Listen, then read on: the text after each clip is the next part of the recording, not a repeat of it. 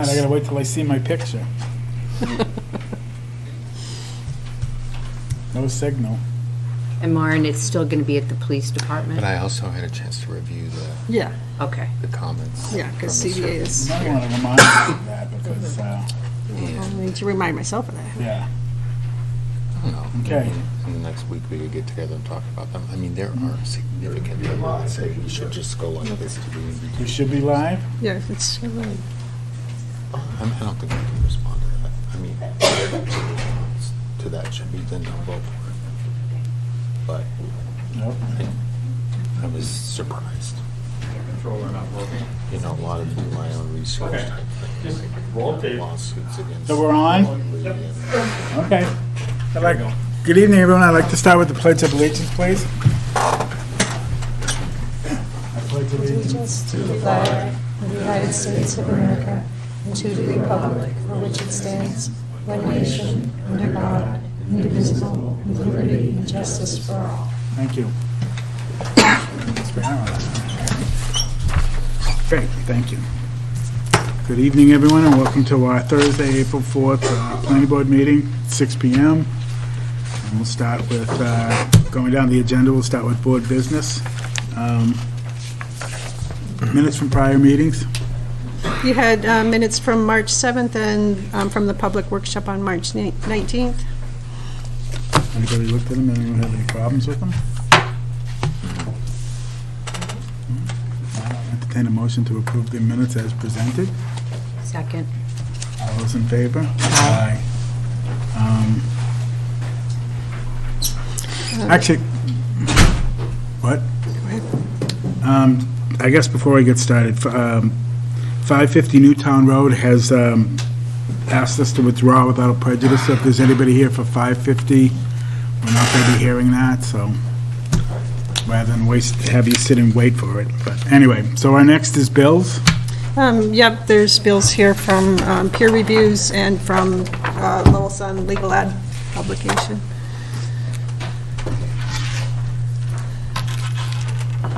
So, while that's going around, I'll jump to the next item. We have a bond release request from a developer at Plnbrd Way. Turns out that the bank was still holding the tri-party agreement, so we have the request to release that. It's not legal for the town to hold bonds after a subdivision roadway is accepted. So my recommendation is to vote to release that. I'll make a motion that we release The tri-party agreement. the tri-party agreement. We don't have a fund and number, right? I It's just have one quick question. Go ahead. So in terms of the Jones Meadow, so are we all up to date in our fee in lieu of payments from them? We are. Just want to make sure. The developer was kind enough to go back through his records and found a check that hadn't cleared. So where that check sits, we have no idea, but he paid the $30 to stop payment on that and provided a new check. Fabulous. So, yeah, absolutely. Do you want us, have you sent Bartlett a note to see if he's coming? I might want to. I mean, he's not normal for him to be 10 minutes late.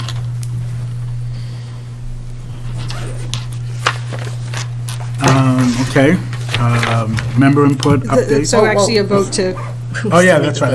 I didn't finish it. That's right. So I'll entertain a motion to release the tri-party agreement from Jones Meadow, the subdivision. So moved? Second? Second. All in favor? Aye. Aye. Okay. okay, thank you. And there's a release going around.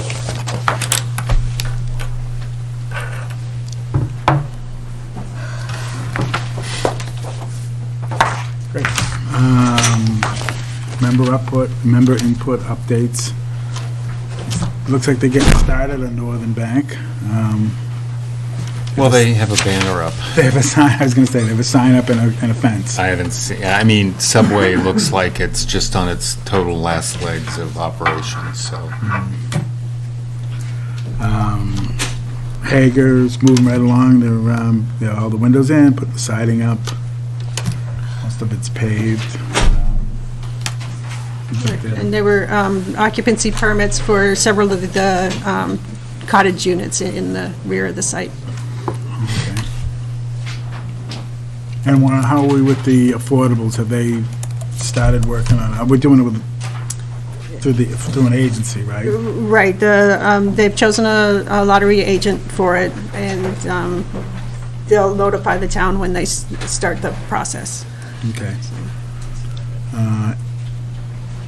Well, MBTA multi-zoning, we're working on that, so we'll be updating that as we go. 12 Robinson Road, looks like they're moving right along with that. They've got the old building completely stripped and tie-backed, and they look like they're framing the part of the new building. The new building's probably going to be framed by next week. Yeah. And I just want to mention that that is a duplex, and when we're talking later in the meeting about the form of building on the MBTA communities, that would be something that people could look at to see what a Duplex. a modest duplex unit looks like. Yep, and I'll just tag on to that. Multifamily housing for the purposes of MBTA communities includes definitions, includes 2 duplexes on 1 lot. Okay. So Oh, like, interesting. yeah. Okay. So you could do duplexes then, Yeah. side by side. And you could do them in ownership. Yeah, Yeah. Anything else? Do you have anything? I have some quick items on the Affordable Housing Trust. So we are issuing an RFQ for test pits at the Durkee Farmhouse, so we can understand what number of bedrooms can be put on that 5 acres. And then also, we're working with the CPC, Community Preservation Committee, to draft an ongoing grant agreement so that when dollars are allocated from CPC to the Affordable Housing Trust, there will be a grant agreement for every for every amount of money that we're to get allocated. So that's something that's important for transparency and accountability purposes. Great. How are you making out with the Tehadawon property? Are you still pursuing that? We are still pursuing that. So Tehadawon, we have the RFP, I think in the final stages of review, and then it can go out. Okay, great. Yep. Anything else? Anybody else have And anything? and likewise for a duplex, yeah. Maren, you, Cooper, you guys have anything? Nothing going on? It's been kind of a slow week with the snow. I wouldn't categorize it like that, no. No word on Bartlett? No. Okay, so now we have time set aside for anybody in the audience who wants to speak. If you have something you want to talk about, you get 2 minutes, and you have to come up to the podium. Does anyone want anything to talk about? Mr. Sanders, you want to? Oh, we go to public hearing. Oh, all right. Just thought I'd ask. Thank you. Anyone else? Anyone else want to speak? Oh, guess not. Great. Well, still a couple of I'll minutes. speak. Okay, 2 minutes. Don't worry. Right there. Name and address for Maren, please. John Ledger, 305 King. I just wanted to ask the units at the Common, if there was a firm number on that. If there would be units that would be owned or if they would be available for rent, that's all. We do have a firm number of what we approved in the initial phase. So I'm understanding the question to be about the King Street Common development. So was approved as 780 units. We have the new development proposal that you'll be hearing later this evening that expanded that area to include the parcel with the old Yangtze River Restaurant, and that new proposal is for 802 units.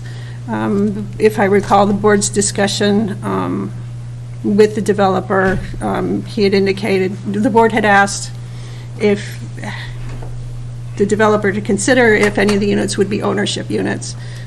He said at the current time, the plan is for those all to be rental units.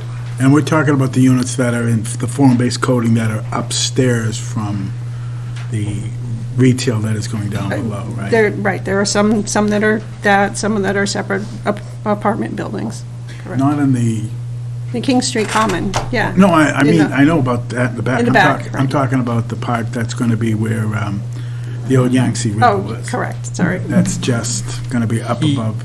But wasn't there talk, though, that there might be for sale at the mill at some point?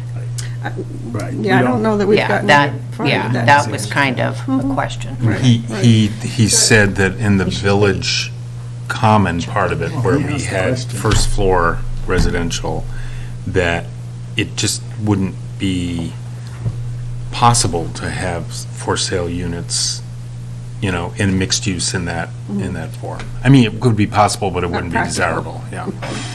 We have the expert who will enlighten us a little later on. Thank you. Anyone else have any questions or comments or anything? No? Guess not. Great, so we'll give it another minute. Still nothing from Bartlett? Well, that creates an interesting predicament. Hope it's okay. Yeah.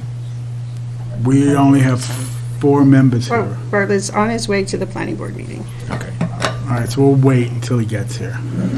So, I don't want to continue, we're all here, I'd like to have all 5 of us.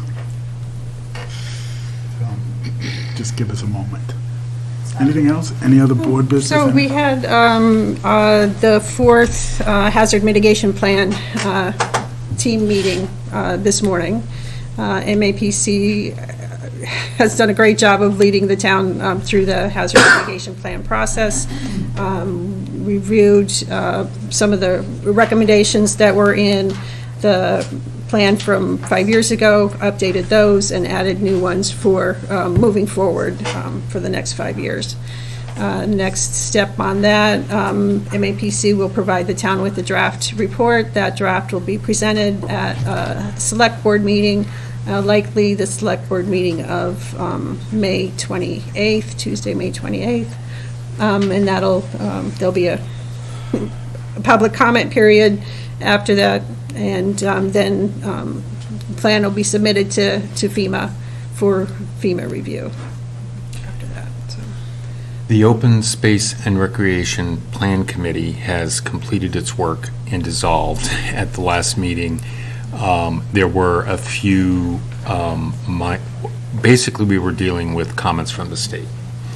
And, you know, for instance, there were a lot of boilerplate comments like, what about, you know, erosion and sediment, you know, basically as if we had a waterfront, you know, a seashore or something. But anyway, so it was deemed that the last bit could be handled by our By staff. able staff. And so we're complete with that. And I think this board has already voted to approve it. So this, it had gone to the state, then it came back, and, you know, we're dealing with those comments. Anything else? No? We're good? Everything else? We're up to speed? We're plugging away for town meeting? Plugging away for town meeting. Town meeting report is waiting for input from the planning staff on whatever decisions or policy direction you provide this evening on several of the warrant articles. So we have to weigh in on what we want Well- on the warrant. Either now or, you know, on town meeting floor. Well, no, we have to, when's it going to the printer? Print on Monday. It prints on Monday, so. So anything you want in the booklet,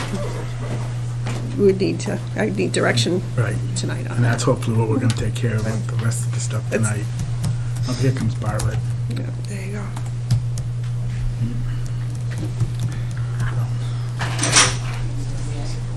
I imagine that on some of the issues, the discussion will go longer than just this evening, but some policy direction would be helpful. Okay, we'll try as best we can. Thank you. Thank you, Bartlett. Sorry. That's okay. I thought it was 6:30. Never been 6:30. Never 6:30. Wishful thinking.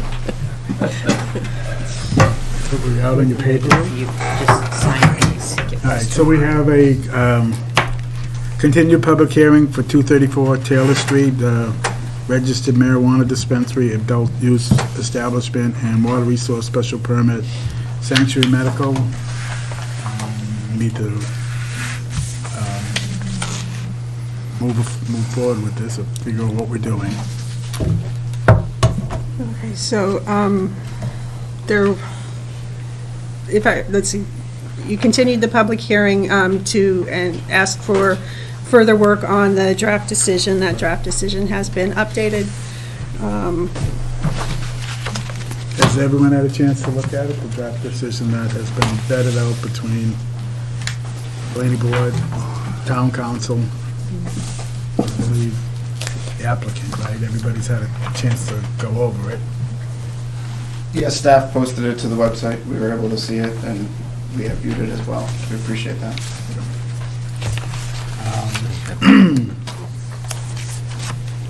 The board have any issues with it? Anything we want to discuss about it before we figure out what we're doing with this? I have a question. I wrote to Matt Silverman at the Water Department about the monitoring wells, and the first request for those was issued in 2021, and they have not been installed yet. And I thought that was a requirement that they have those wells installed. Mr. Chairman, if I can address that. Part of that was because Sanctuary had a failing septic system, and the water department wanted to wait until the new system was installed so that they could accurately place the monitoring wells around the new system so that they get a better reading on the water quality. And I believe they've been working with the water department, and basically they're waiting for spring to come and the ground to thaw but not be mud so that they can get a well rig out to the spots they've decided on. So they will be installed within the next... They will be in the next couple of months. I'm not sure timing-wise right now. I think it depends on the well driller and all the coordination efforts. All right. Anything else? Violet? Is there a host community agreement requirement for this? They already have a host community agreement with the original, I thought it had expired. well, that's between them and the select board, I believe. Well, that's only important because in our bylaws, there's a requirement that says that an HCA must be in place before we can issue a special permit. We already have a special permit. We're renewing a special permit, and we're doing a special permit for... Well, as I understand it from talking with Chris, he said, yeah, this is like a new special permit. So if this is like a new special permit, then those particular bylaws would I believe their special permit's good till... appropriate. 2025, if I'm not mistaken. So this is an overlap of an existing special permit, so they're... Am I correct, or I thought we had a determination that because of COVID and everything else, their special permit is good until 2025? The one for the cultivation, but the one for the RMD has lapsed. And Chris confirmed that. Correct. So I believe the way the bylaw reads is for a complete application, the HCA is required to apply. The planning board has accepted the application and opened the public hearing. And it's up to the board members to provide, and to decide if that's sufficient, or if, yeah. So what do we have right now? We have a host community agreement for... I don't know the status of the host community agreement. That's not... That's not us. Exactly. But We've got two members of the select board here in the audience. Perhaps they could answer that question. I don't know what the current status is. I know we're going to be renewing them with the new language, I believe, at our April 22nd meeting. So they will get the renewal April 22nd. So in order to pull building permit, they would need both the special permit from the planning board and the HCA with the Board of Selectmen, with the select board. So it's in place, it just hasn't been renewed. And again, that's presuming that it will get renewed, right? So if our bylaw says there needs to be an executed HCA, we're basically circumventing that, so. I don't know. That's one way to look at it. The other way to look at it is it's required. Before they move forward, we can. I think you are protected because there is, condition 10 states that if there's a termination or non-renewal of the establishment's host community agreement, that could be grounds for revocation or termination. So I think there is sufficient protection in the language of the special permit itself. Well, how does the board feel about moving on? Do you want to continue working through this and getting it done tonight? Do you want to wait till after the 22nd till they get their host community agreement?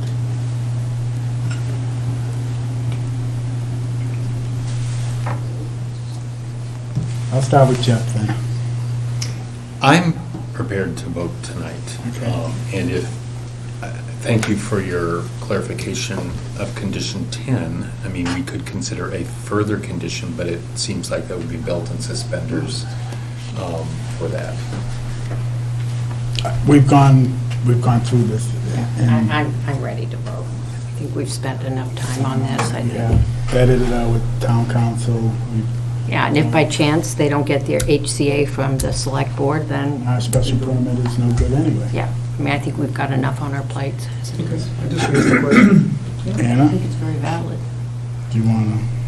I still believe that it's going against our own bylaw, so that's something that we need to consider.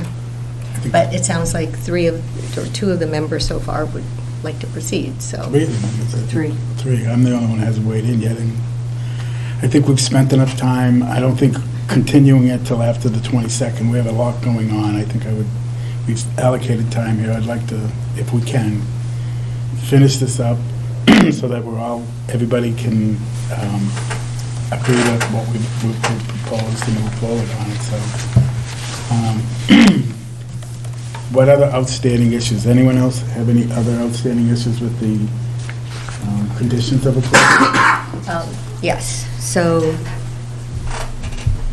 one of the things that is part of the decision on page 3, as the planning board, we need to provide determinations. And so this is one that is standard, but it says the planning board as a special permit granting authority determined that no significant nuisance, hazard, or congestion will be created, and that there will be no substantial harm to the neighborhood or derogation from the intent of the Littleton zoning bylaw. We don't know this right now. I mean, it's that simple. We do not know if, moving forward, they will have no significant nuisance. They've had nuisance for 6 years. And so the presumption is that it's going to be fixed. But this states that we have made the determination that there is no significant nuisance. We don't know that. Can we know that there won't be? I don't think we can know one way or the other. I think that So when we can take action, or the town will take action if there is an issue. Okay. Well, the host community agreement is one, I don't know. I think this also turns on significant.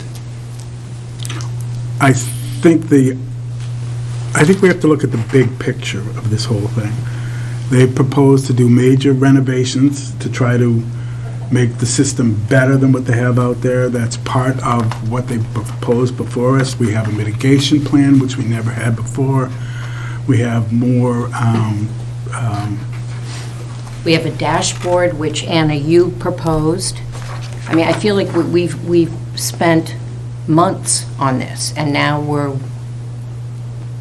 going back on I this? think if we don't approve it, none of this gets done. Your dashboard goes away. They don't have to do the improvements to the building. I think we've all come a long way to try to make a difficult situation better, and the hope is that moving forward with everything that they propose, that it's going to be better out there. I think that's all we can do. I don't think we can, Okay, well, I just want to be clear that, again, that's in the decision that says, the planning board said there's, not going to be any significant nuisance. and we have, That just is a blatant lie. we I have, object to that. So, and. I object to that characterization as a Well, and I lie. object to you objecting. You cannot support this, Hannah, but to call the rest of us liars is not I'm appropriate.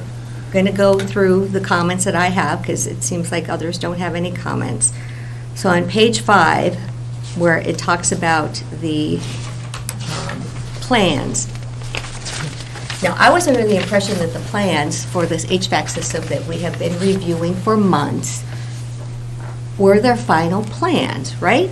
And that they were going to go and get peer reviewed. No. Now it says the applicant provided 3 conceptual plans. The applicant presented these plans as conceptual and represented that it will create and submit more detailed HVAC plans with its building permit application, and that these additional plans will be subject to expert peer review to be engaged by the building commissioner. Okay, so what have we been looking at then? If these aren't final plans, what exactly is the planning board approving right now? That is consistent with our representation. They were schematic drawings, but that was completely consistent for all of those drawings. I think that's why they have the designation SKM. So now, isn't it that we were looking to have those peer reviewed? Not that set, the final design set that is required for the building permit. Okay, so again, I ask, what is it exactly that the planning board is approving? Because now we're delegating our authority to the building commissioner. I didn't know you were an expert on HVAC. None of us are. They've come up with a concept. No, but we wait we wait until the HVAC peer review comes back. You can't, it's going to be a design build as they go. Maybe you can explain it better, Jeff. 'Cause Well, I think you could extend this to every plan we review, which is not in the detail of the size of beams, the specific products used. While I understand that this particular aspect of the project is the key aspect of the project, I can't imagine having an applicant go through the expense of a final design for something that may never happen. And this, I mean, maybe we could ask the building commissioner to come in and explain it to us, but we accept peer review for a lot of other aspects of our work. So, I'll wait till that's done. Could somebody please shut their phone off? Really, Gino? I would just draw attention that condition 7 builds in the requirements for that peer review, which I think is an important complement to the section that is being addressed. I guess, a perfect way to look at this is when we do drainage. We have green out there, and nothing is etched in stone there. Field conditions that change where the pipe has to go and things like that. They're doing a design build of their HVAC system. That's going to have to be approved by an engineer to make sure it works and it does what it's supposed to do. Same thing as what's going on underground. And that's why we have Green sit out there and do all our peer reviews for it. It's going to be the same thing. We Okay, do, so there is said that we will also get, Right, we will also get a planning copy board will also get, after, yeah. Okay, so I have raised 3 or 4 key things. And so then, moving on to page 7, one of the things that I had brought up based off of a comment from a resident that said, well, let's let them go ahead and move forward with this special permit and have them put their money where their mouth is so that they can prove it. But just give them a 1-year special permit. And I really like that idea, because if they so believe that they're going to be able to make the smells, make the odors go away, then fine, great. But let's agree to a 1-year special permit. And so, item number 12 says, 1 year after the issuance of the certificate of occupancy for the applicant's expanded building, the applicant shall appear at a regular planning board meeting, subject to scheduling by the chair, and provide a status update on its odor control measures. The applicant shall file a written version of its status report no later than 10 days prior to the scheduled meeting. That's all it says. It doesn't say anything, there's no teeth in this whatsoever to be able to say, well, if they come back and there have been significant complaints that have continued, they don't get their special permit continued. It gets revoked, right? That's what's needed in here. That's The no, language that's in here right now says this is a 5-year special permit. So they come in and they're going to show us, their report, and then what? What's going to happen? There's no repercussion, there's no consequence for this. So I would ask, fellow board members to make this a 1-year special permit. Let's go ahead and agree to it, but at 1 year, they need to come back after their occupancy permit and say, yeah, we've either done what we've said we were going to do or we haven't. and I sent that to town council, so everybody knows, and I had it forwarded back to Ann and myself, that we have a 5-year permit. The town council does not believe that we can impose a 1 year between money that they have to spend to do all the mitigation that they're going to do and everything else. A 1 year is not, he doesn't feel that we would legally be able to Actually, no. Based on CCC regulations. we can't do a 1 year. Actually, he used the term unreasonably impracticable. But it is within the law. It is within the law. It may And not so, even be constructed by then. so then he mentioned something else that I found interesting. He said that the applicant might say, well, but you're only applying it to them. You're not applying it to anybody else. And to that I would say, yeah, that's correct, because they're the bad actors that have been wreaking havoc on our residents in that neighborhood. Other marijuana providers, whatever their type of business is, have not been doing this. And we need to get this to stop, because our residents who live over there, even though most of us don't live in that neighborhood by Liberty Square, have heard the stories. And So we're- that's part of why I would ask that we And- consider the 1 year. And we're trying to do whatever we can to make the situation better. That's what this whole thing is all about. We're grouping it all together. I think in fairness, I don't think we can impose a 1 year. I don't think that's fair or practical. And town council, I think, agrees with me on that one. Mark, let me ask, what recourse do we have if a year after occupancy, there's a serious issue with the odors? We now have the Board of Health on board. We have our own Board of Health. They can address, it's a nuisance that they have to address. It's really not a planning board issue. Once we're done with this, it's not our issue. If they have a complaint, they go to the building department. If they have a smell and they consider it a nuisance, they'll go to the Board of Health. So then the Board of Health will take it up. And if it's a health Does the issue. Board of Health have the power to shut them down? Yes. Yeah. They do, okay. So there If are they measures find- that can be taken if the issue continues in a serious If way. they find it as Right. a nuisance and a health issue, they can definitely shut them down. So right now, the language isn't clear in here, because I heard what you're saying, Mr. Harvey, but the language in here says, the building commissioner, upon receiving a complaint, may, in his direction, investigate the complaint. Okay, so again, confusing the zoning enforcement process with the ongoing Board of Health odor nuisance process, for lack of a better word. The planning board is attempting to draw odor control into as a zoning issue by some of the conditions included in this special permit. That process is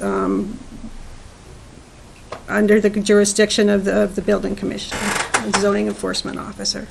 So, Mr. Chair, I would like to ask Chair Kane from Board of Health one particular question, if I may. He's in the audience.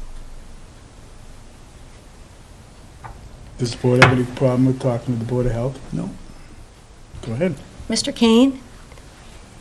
So, at the meeting that the Board of Health had last week, there was discussion about the process, and it seemed like the process as to where a resident would start is a little convoluted.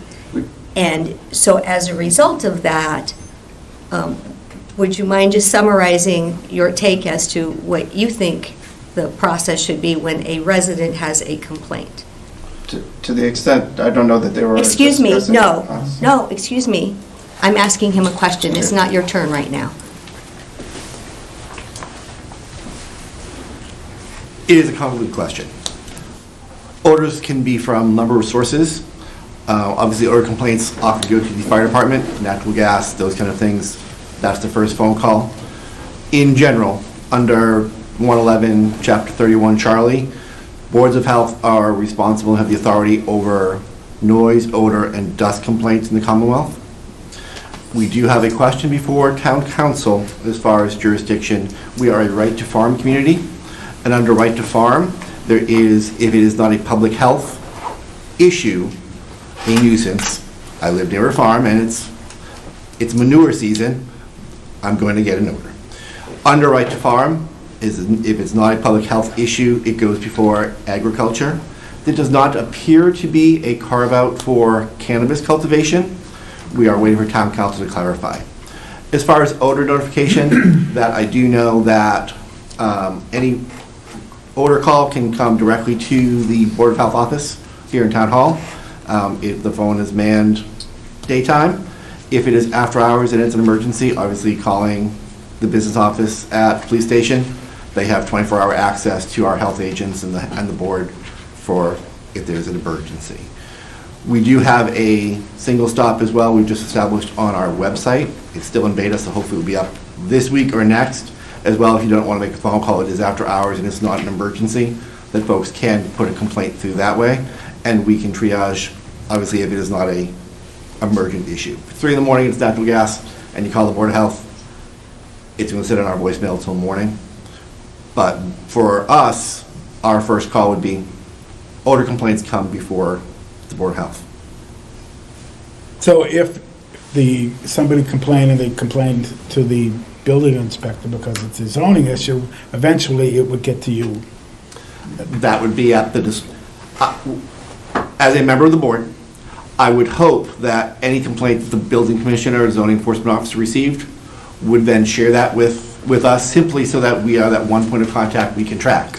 Right. If we've got complaints to the operator and zoning and us, we could have a much bigger challenge than any one of us may be aware of if there's not a central point of contact or a central repository of reports. And let's also make it clear that we just now hired you. Before we were part of the show. Hired. Hi everyone, Dan Kane, No, I meant, Chair of the Board of Health. what I meant, well, we have a health official, a full-time health official, and that's, sorry. Yeah, right. So we're not tied to Neshoba anymore. Even prior to that, however, if a call came in, the Neshoba Associated Boards of Health was our health agent, so their behavior while not in the building would be the same, except instead of coming from that end of the building, they'd be coming from where they happen to be or in their office in air, but the response would be the same, it's just coming from a different location. So, And I would also offer that we've been working under a no wrong door policy. However, an odor complaint comes in, we share that information. So if it happens to come to my office, then I've been forwarding it to Board of Health agent as well.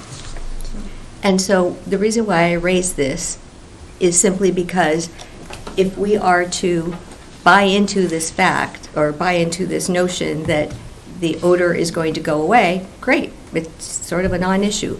But if it doesn't go away, we need to have a strong mechanism that is crystal clear for residents to know, I'm going to call or I'm going to email here and my complaint is going to be registered. Right now, this isn't clear. And with language that says the building commissioner may, in his discretion, investigate the complaint, you know, that's just That's- wishy-washy. That's Mass General Law. That's, yeah, we're doing what the law tells us, you know? Right. The board with the stronger ability to react is the Board of Health. If you're looking to manage how the building department responds to complaints, that would be a discussion with the select board. There's nothing that the planning board can put in their decision to direct operations of the zoning enforcement. It's the law. All right, well, I hope the select board members in the audience are hearing that. So this is how convoluted it is, right? You're welcome to zoning. Not So- only that, Anna, we're trying to make it better. Okay, so let's make it better by saying a one-year special permit. No, that's not being reasonable, not considering what they have to do, everything, and how long it's gonna take, and everything else like that, okay? Anyway, The one-year special permit is needed to make sure that there is actual accountability to what they say that they're going to do. Otherwise, what accountability is there? Complaints from the Board of Health, complaints from the building commissioner.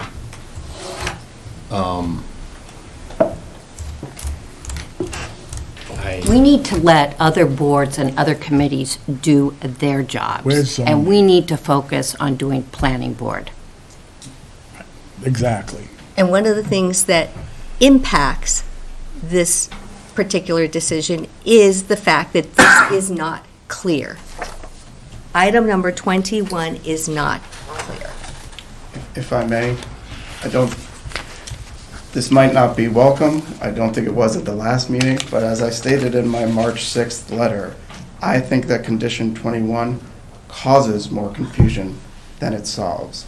I would just add that at the very bottom of 21, it states, "Nothing contained in this condition 21 is intended to be construed as waiving, supplementing, or adding any enforcement authority to the building commissioner under Mass General Laws, Chapter 40A."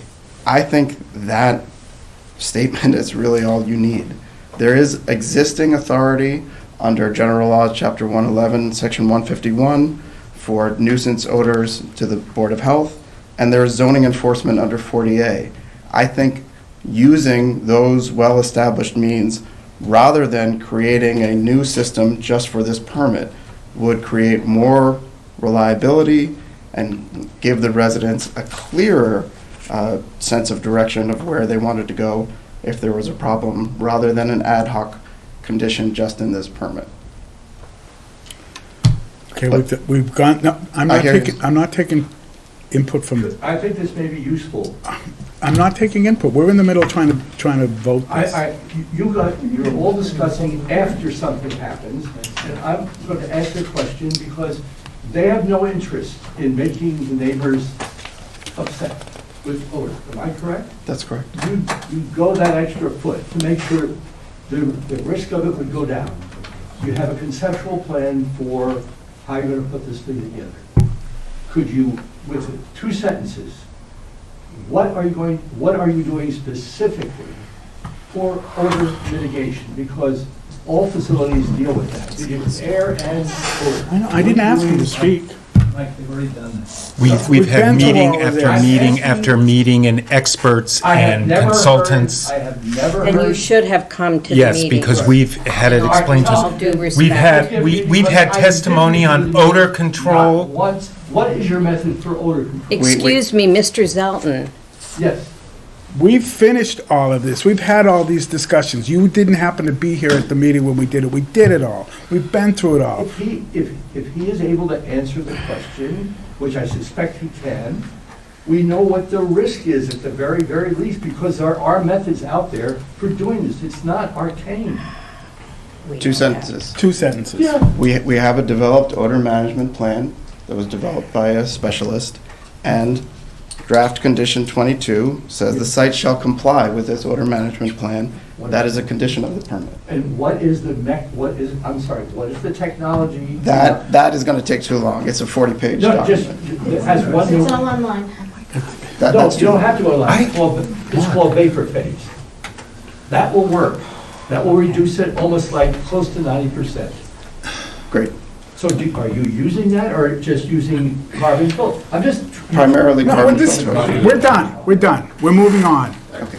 Okay, we've had this a million times, we've been back and forth. No, George, I'm not talking, we're in the middle of closing this. I have a point of order here, Mr. Chairman. No, we're in, The point of order here, Mr. Chairman, George Sanders, 672 Great Road. In this agenda, it says continue public hearing. This is a public hearing, and I intend to close? speak. oh, That's what you got here. okay. But that was for deliberation process. Okay. Where were we? Oh, you're right, we hadn't closed it. I thought we had. Oh, too bad. So those were the comments that I had on the decision. It doesn't look like anybody is willing to make any changes. Well, I think we have to work with the owners of the property to do the best they can, because the last thing you want is the neighbors upset and be calling the Board of Health and the building department. Agreed. So we have to let you build it out, we have to let you spend, we need to monitor it, we need a consultant to make sure that the negative pressure, however, whatever you propose in your 40 pages works, and we have to go from there. And I don't think it's reasonable, and I'll ask the rest of the board, we need to give you a 5-year. We need to come back in a year to make sure that you've done what you said and that it's working and people are not upset and things are working well, but I think we have to do what town council says and give you a 5-year. That's reasonable. Does board agree? Do you want to discuss that, or are you all right with that? 'Cause that's I it. think we should discuss whether to close the public hearing. We're still in the middle, obviously, we're still in the middle. Let's close it. All right, I'll entertain a motion to close the public I hearing. move to close the Hold on. public hearing. Second. You going to second it? No. Already did. You have somebody up there who is, I see somebody has their hands, but wait, we're trying to make a motion to close the public hearing. Does the board want to take any more input? Yes. You do. Do you want to close? I'd like to hear what the Okay. Okay. to say. Mark Rambacher, 205 Bartwell. I just have on item 12, where you're asking them to come back to a regular planning board meeting after a year. Can you expand that to also include the select board and the Board of Health? Then you have more public opportunities for them. Sure. I don't think that's unreasonable. Mr. Sanders, quickly. I'm a little irked here tonight.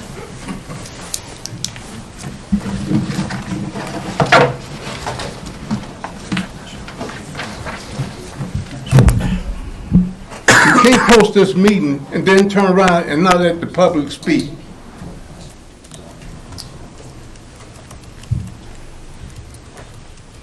My concern is that I see a lot of problems with this here tonight.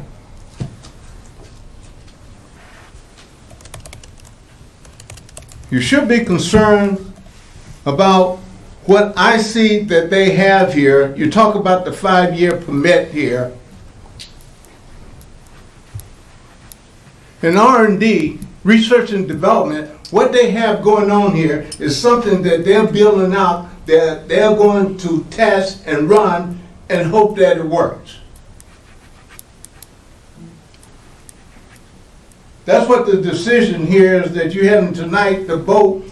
And the other thing is that when you have your own regulation, a bylaw that says certain pieces of documentation needs to be in place, it's sort of kind of like, it doesn't matter. We'll go ahead, as long as they've done this or that.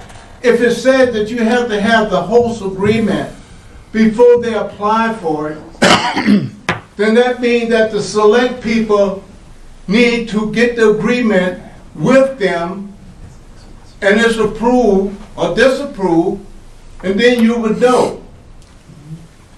This doesn't make sense.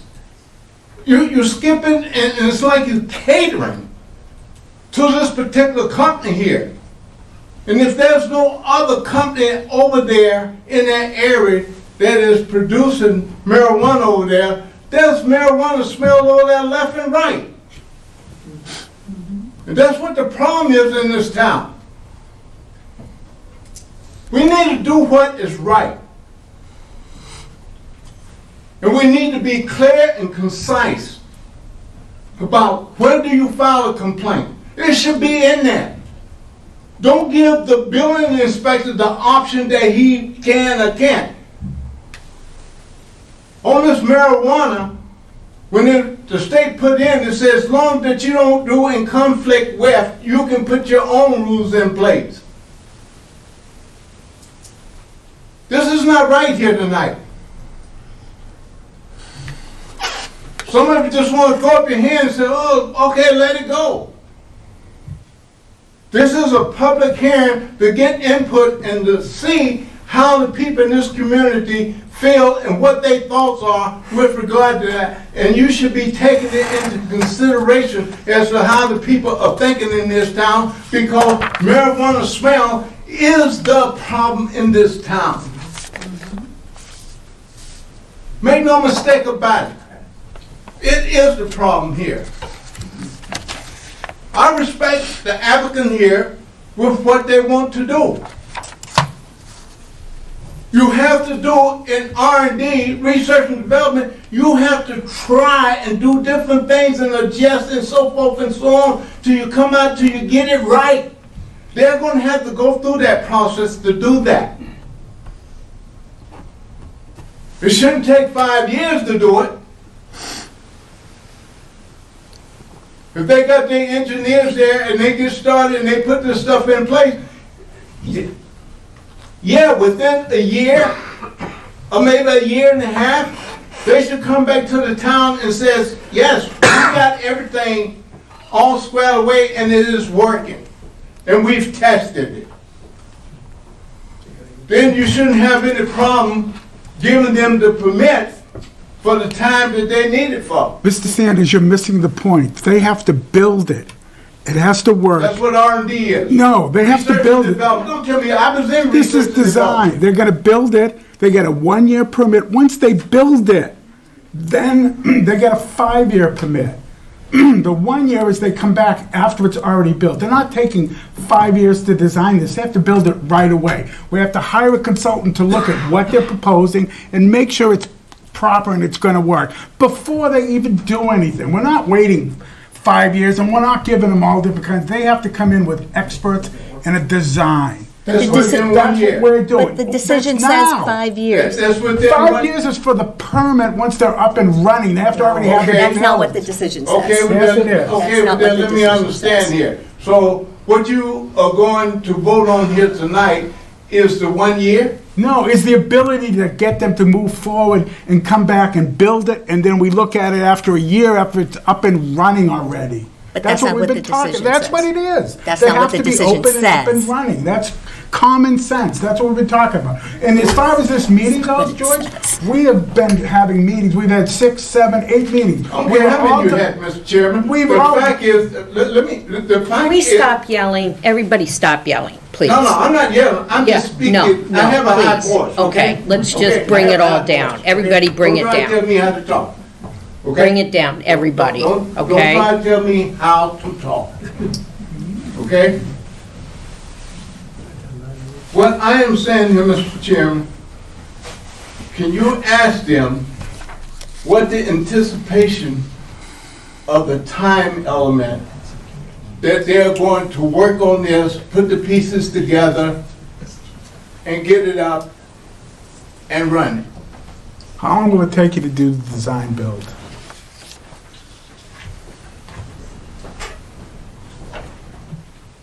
We have been working on it continuously. I don't have a firm date on that, Mr. Chairman.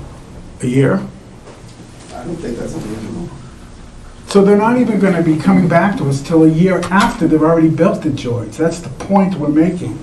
They have to build it, it has to work, we have to test it, make sure everything works, Then we, after a year, we see how it works.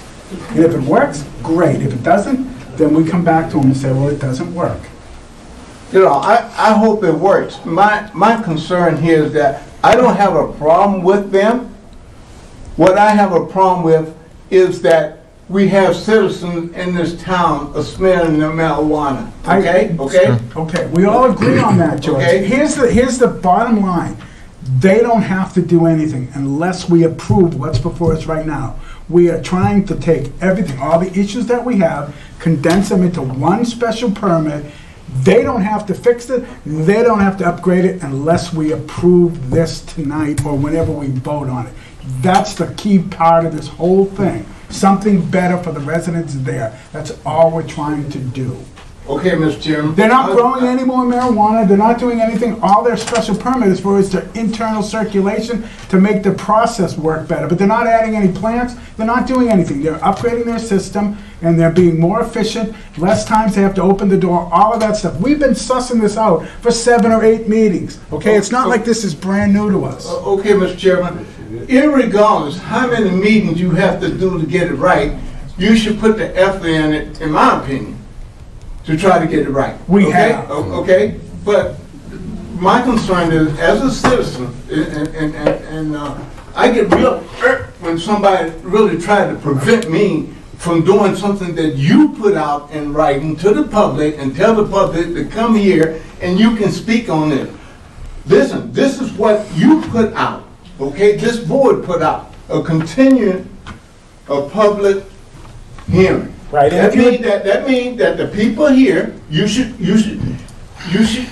tell if anyone wants to speak at this time with regard to this, these citizens should be able to come up here and speak about whatever they want to speak about this with regards to this here. Don't sell the citizens short by trying to deny them, because I can tell you, if you denied me to speak here tonight, I will file a complaint with the state because you put it out as a public hearing, and if you don't let the public speak, then they will consider this meeting void because I've done it before. Fine, thank you. Okay? Thank you. Can we move on? You've made your point. Okay?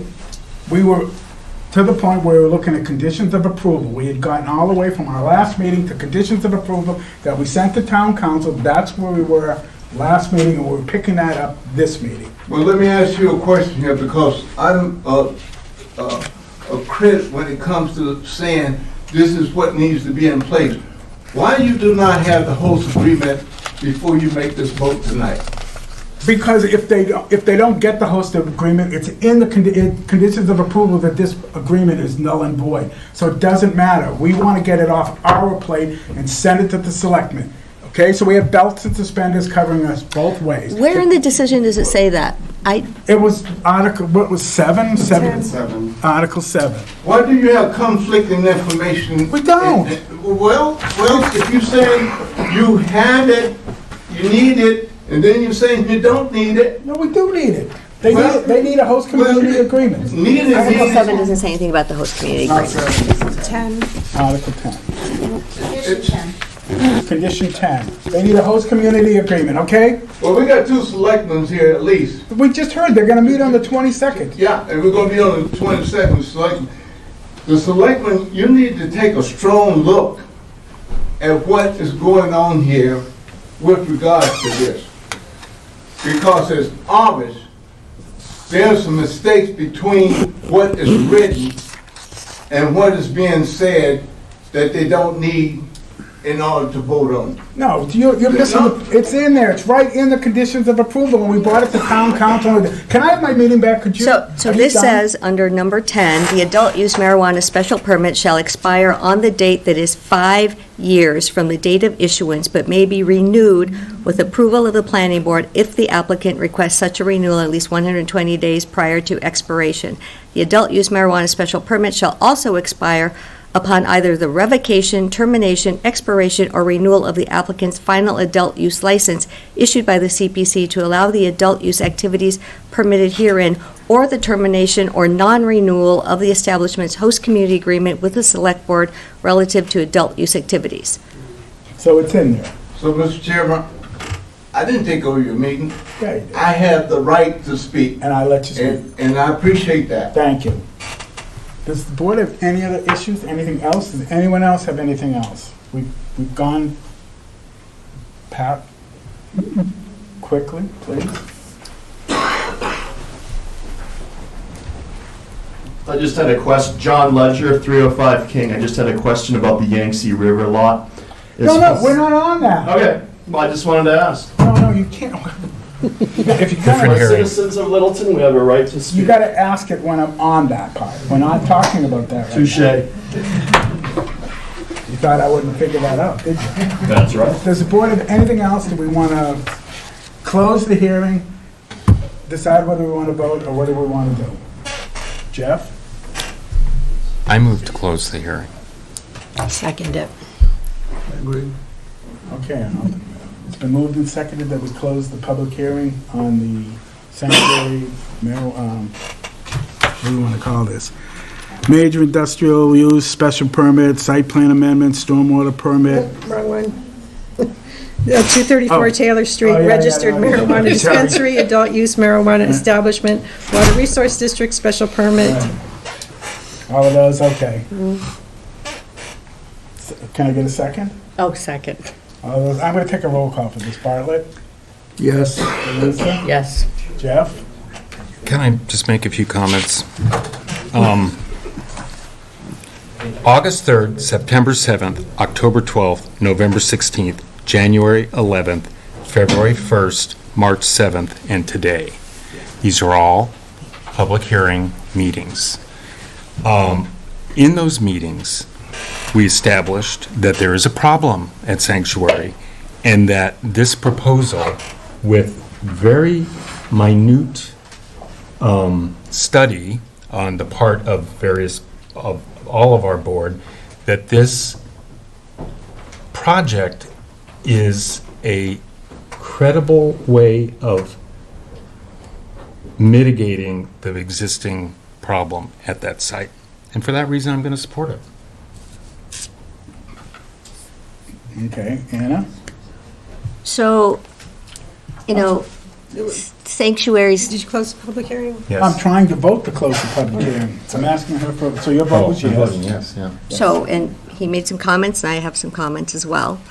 So Sanctuary's decision, in my opinion, has no conditions barring them from continuing their lies and inactions to severely harm our Littleton neighbors, who cannot even go outside into their own yards, open their windows for fresh air, or have their children at the bus stop without having to smell Sanctuary's product. Furthermore, Littleton doesn't even benefit from their business anymore. There is no extra money that the town receives from them other than property taxes. They are the same as any other business. So, somebody asked this earlier, why are they protected? Why are they protected? Good question. Why do my peers protect them?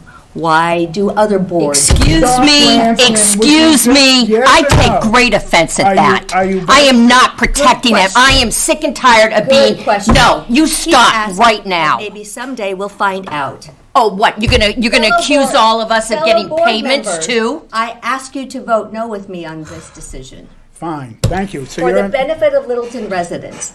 And residents, if this gets voted yes, please know that there is a 20-day appeal period. This law is designed to provide any person aggrieved by a decision of the planning board the opportunity to appeal such a decision. Talk with the town clerk if you want to learn more about this, because I've done all I can. if you're gonna grandstand, at least look straight up at the camera. Really? You're We've been- despicable. We've been going after You are this. despicable. You are despicable. I can't believe with the things you say. My goodness, we must be So in high let's just go one second. Let's just Hardly. leave it the way it is. Let's turn them down and let it back to the way it is. Wouldn't you rather work with them and try to make the I situation have better? been trying to You work with are them. not. I have asked this board to please consider a 1-year time frame, because what's written in there is not strong at all. I can guarantee you in 1 year, we're going to be sitting here. And town council has told us we shouldn't Town be doing council it. has told us that Fine. Did you mention the 1 year before this meeting? It has been mentioned by a resident. No. But Yes, it has been. Not in this meeting. No. I mean, I view. So what does it continuous- matter? So But there's a continuous drip of this, and then this, and then this, and then this, and it's not getting any better. Right, and that's because I keep asking for things to And, get fixed. Anna, you almost, I think, because there was yelling, you're accusing people on this board of corruption. Yeah. Yeah. That's why I said- outrageous. That's why I said it was That is despicable. What I am outrageous. saying is that the applicant has lied. 6 years ago, they said that there would be no smell. No. And their inactions by letting it go and go and go. Oh, please, will you stop grandstanding? I'm not grandstanding. Yeah, I'm done. Chairman Fine. Montanari, can I We can close make the a move? we can close the Well, we public cl- hearing. Oh, have we closed the public hearing? We haven't yet. I haven't Okay. even voted on Okay, that. so let's keep I'm the going. last one. I vote that we close the public hearing. Great. All right, so that's 4 out of 5 to close the public hearing. Okay. Okay. Now, I would like to move to approve Sanctuary Medicinal's application.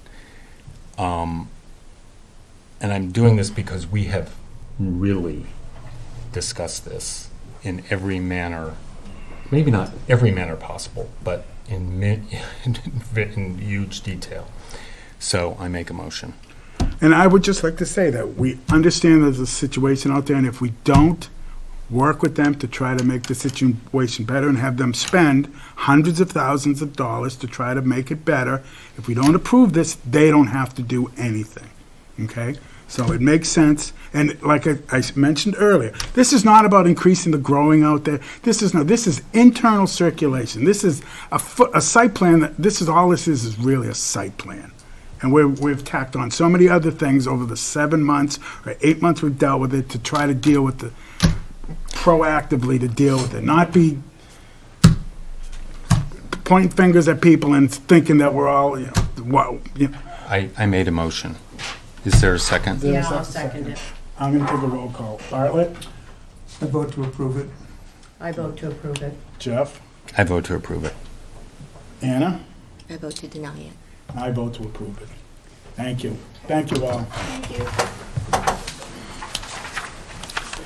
That was uncalled for. That was absolutely uncalled for. Well, what this board does sometimes is uncalled You know what, for. maybe you shouldn't be on this board anymore then. Maybe you shouldn't be on this board. I'm not the one accusing everybody of corruption and collusion What and did I everything else. say? What did you In say? your prepared Are you comments, serious? you did mention What did you corruption. Why say? did you say that we're all looking the other way and just winking and nodding and letting them And approve who's it? benefiting from this? Yeah. Well, you know Are what? you the person who writes all these things on the Facebook pages saying that who's taking money? You know, are we all taking money as well from them? No, then maybe you should That get means off. other I think people think maybe that, too. I think maybe you And should that resign. is Yeah. despicable. All right. See? Yeah, Twice. absolutely. 2 people now. Yeah, You absolutely. really need to look in the mirror. Anyway, I think you need to think about whether you want to stay or not. You know, I think you're more important with the camera and making sure everybody. Oh, Anna. We have our public hearing meetings for the folks who are here in the audience, as well as for folks who are at home, or for folks who will watch at a later time.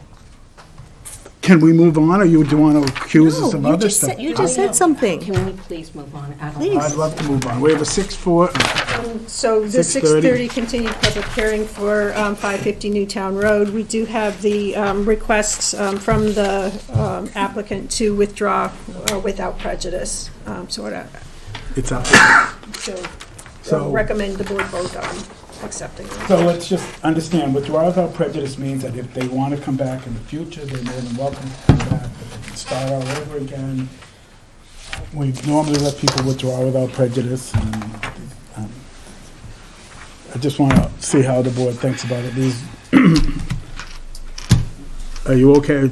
Yeah, I'm okay with that. I thought their proposal wouldn't work. I think they've realized that they probably bit off more than they can chew and just want to kind of. If they want to come back, I'm fine with that. Delisa? Yeah? Jeff? Yes. Anna? Yes. I don't have anything. They haven't contacted me. I have nothing involved with this. I don't even know who they are, but I'll say yes. Okay, so we'll allow them to withdraw without prejudice. Okay, thank you. 640, public hearing, 550, 580, 584 King Street Commons, amended master plan development aquifer water resource district sidewalk curb cut special permit. Okay, so this is a new public hearing. The Town of Littleton Planning Board will hold a consolidated public hearing on Thursday, April 4th, 2024 at 6:40 PM in room 103 of the Town Hall, 37 Shattuck Street, to consider an application to amend prior special permits pursuant to Mass General Law, Chapter 40A in the Code of the Town of Littleton. The application is for an amended master plan development special permit under sections 173-226 through 173-234, an aquifer and water resource district special permit under sections 173-61 through 173-63, inclusionary housing section 173-204 through 173-13, and sidewalk curb cut special permit under section 173-224H of the Code of the Town of Littleton zoning. Property location is 550 and 584 King Street. Owner and applicant, 550 King Street LLC. The applicant is proposing to update a mixed-use development consistent with the objectives, performance standards, and criteria and design standards of the King Street Common Zoning District and Section 173-89 Master Plan Developments. Proposed uses include multifamily housing, retail, commercial, office, light manufacturing, and other uses that may be allowed within the King Street Common District.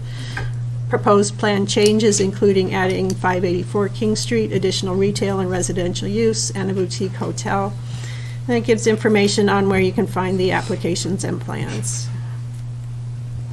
Thank you. All right. Good evening.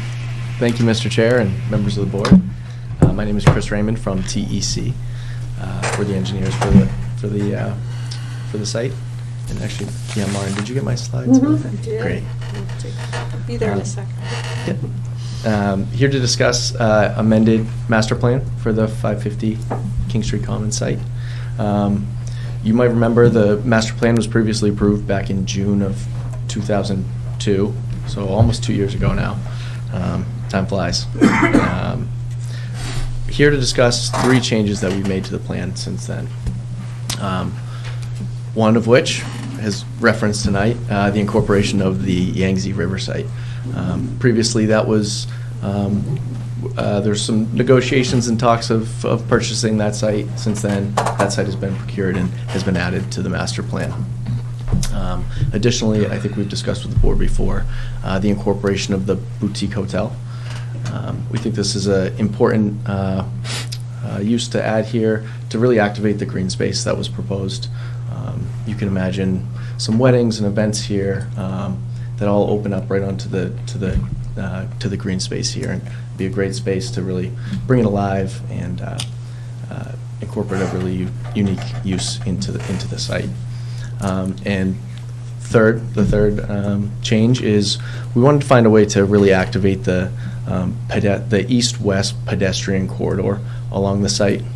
Previously, it wasn't great, and to do this, we've incorporated increased retail space, and you'll see right along the plan, the bottom half of the plan there, between the orange buildings. We really want to create this nice pedestrian corridor with all these retail uses, retail shops, restaurants, stuff like that, to really activate the pedestrian access from east to west in the site. Additionally, it'll enhance the storefront view from King Street. And actually, if you want to scroll down, this is an architectural rendering of potentially what this could look like. And you'll see this is this nice pedestrian corridor. In this view, you would see the green space to behind you, and you're looking down this nice pedestrian corridor all the way to the west side of the site. And then actually next, we've got another rendering here showing this nice green space area where people can congregate. This is looking from actually right outside the boutique hotel. So you can envision people coming out of their hotel and really livening this space up. And lastly, we have one more rendering, I think, and this is from the street view. You'll see we really enhance the King Street corridor and the retail uses, the retail space along King Street. You'll see in the foreground here is that the view of that boutique hotel. And so, in summary, we're really looking to incorporate the Yangtze parcel, incorporate the boutique hotel into the master plan, and then as well as increase the retail space to really activate the east-west pedestrian corridor on the site. And then actually, I guess I'll give a quick update on schedule. I know everyone's excited, as we are too. Hoping everything goes well, we get approvals and permits and stuff in place. We're hopeful that we can break ground in late fall, if not early spring, or spring at the latest. So Early spring of next year. correct. Yep. So with that, offer any questions or comments you guys may have. You're still talking about housing up above, correct? Correct. And you're adding housing to the Yangtze Riverside, correct? Exactly. Yep. I think it's actually 2 floors. I think it was 24 units. So the original master plan approval was for 780 units. With the incorporation of that site, we wanted to keep the same feel. First floor retail, with 2 floors of residential, 12 per floor. So it'd be 24 additional units, bringing us to 804 total. And there's talk about it maybe being senior housing there. We had asked the question earlier, whether it was going to be for sale or for rent. But Yeah, good evening, everybody. Rick Freiberg from TEC. I work for Chris. The concept of home ownership on the parcel has been something that I think we've been listening really closely to. The developer is planning to now incorporate a for sale component, but we haven't identified an exact number of units yet or the specific building that'll be in. But it is now our anticipation that there will be a for sale component to the project. That's great news. Yes, we've been listening, we hear you loud and clear. We're going to figure out exactly where and how many, but that's the plan now.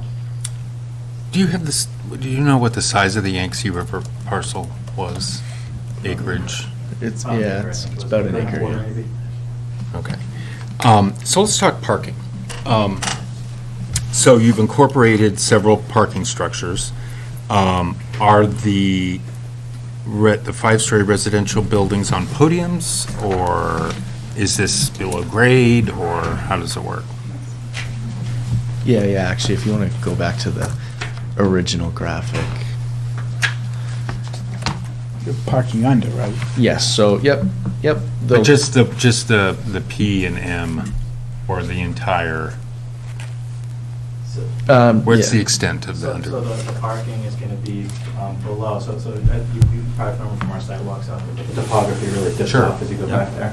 So the concept is that those buildings, the first floor are up at the street level, and that you go on the left side of the building, if you're looking on the plan, underneath, and you park underneath that building. It's like a podium level of parking with 5 floors of built residential on top So, of it. but just that's that building, and then It's the, P3. It's actually M and N. I see the P1 above it. yeah. But M and N. Oh, and N, okay. Yeah, and then P2, I think that says, my eyes are failing me, it's the long gray rectangle to the left P3. of building R. No, it's- P3. yeah. Yep, P3. That's a more traditional parking garage that'll be wrapped in the front, so it'll be screened with housing.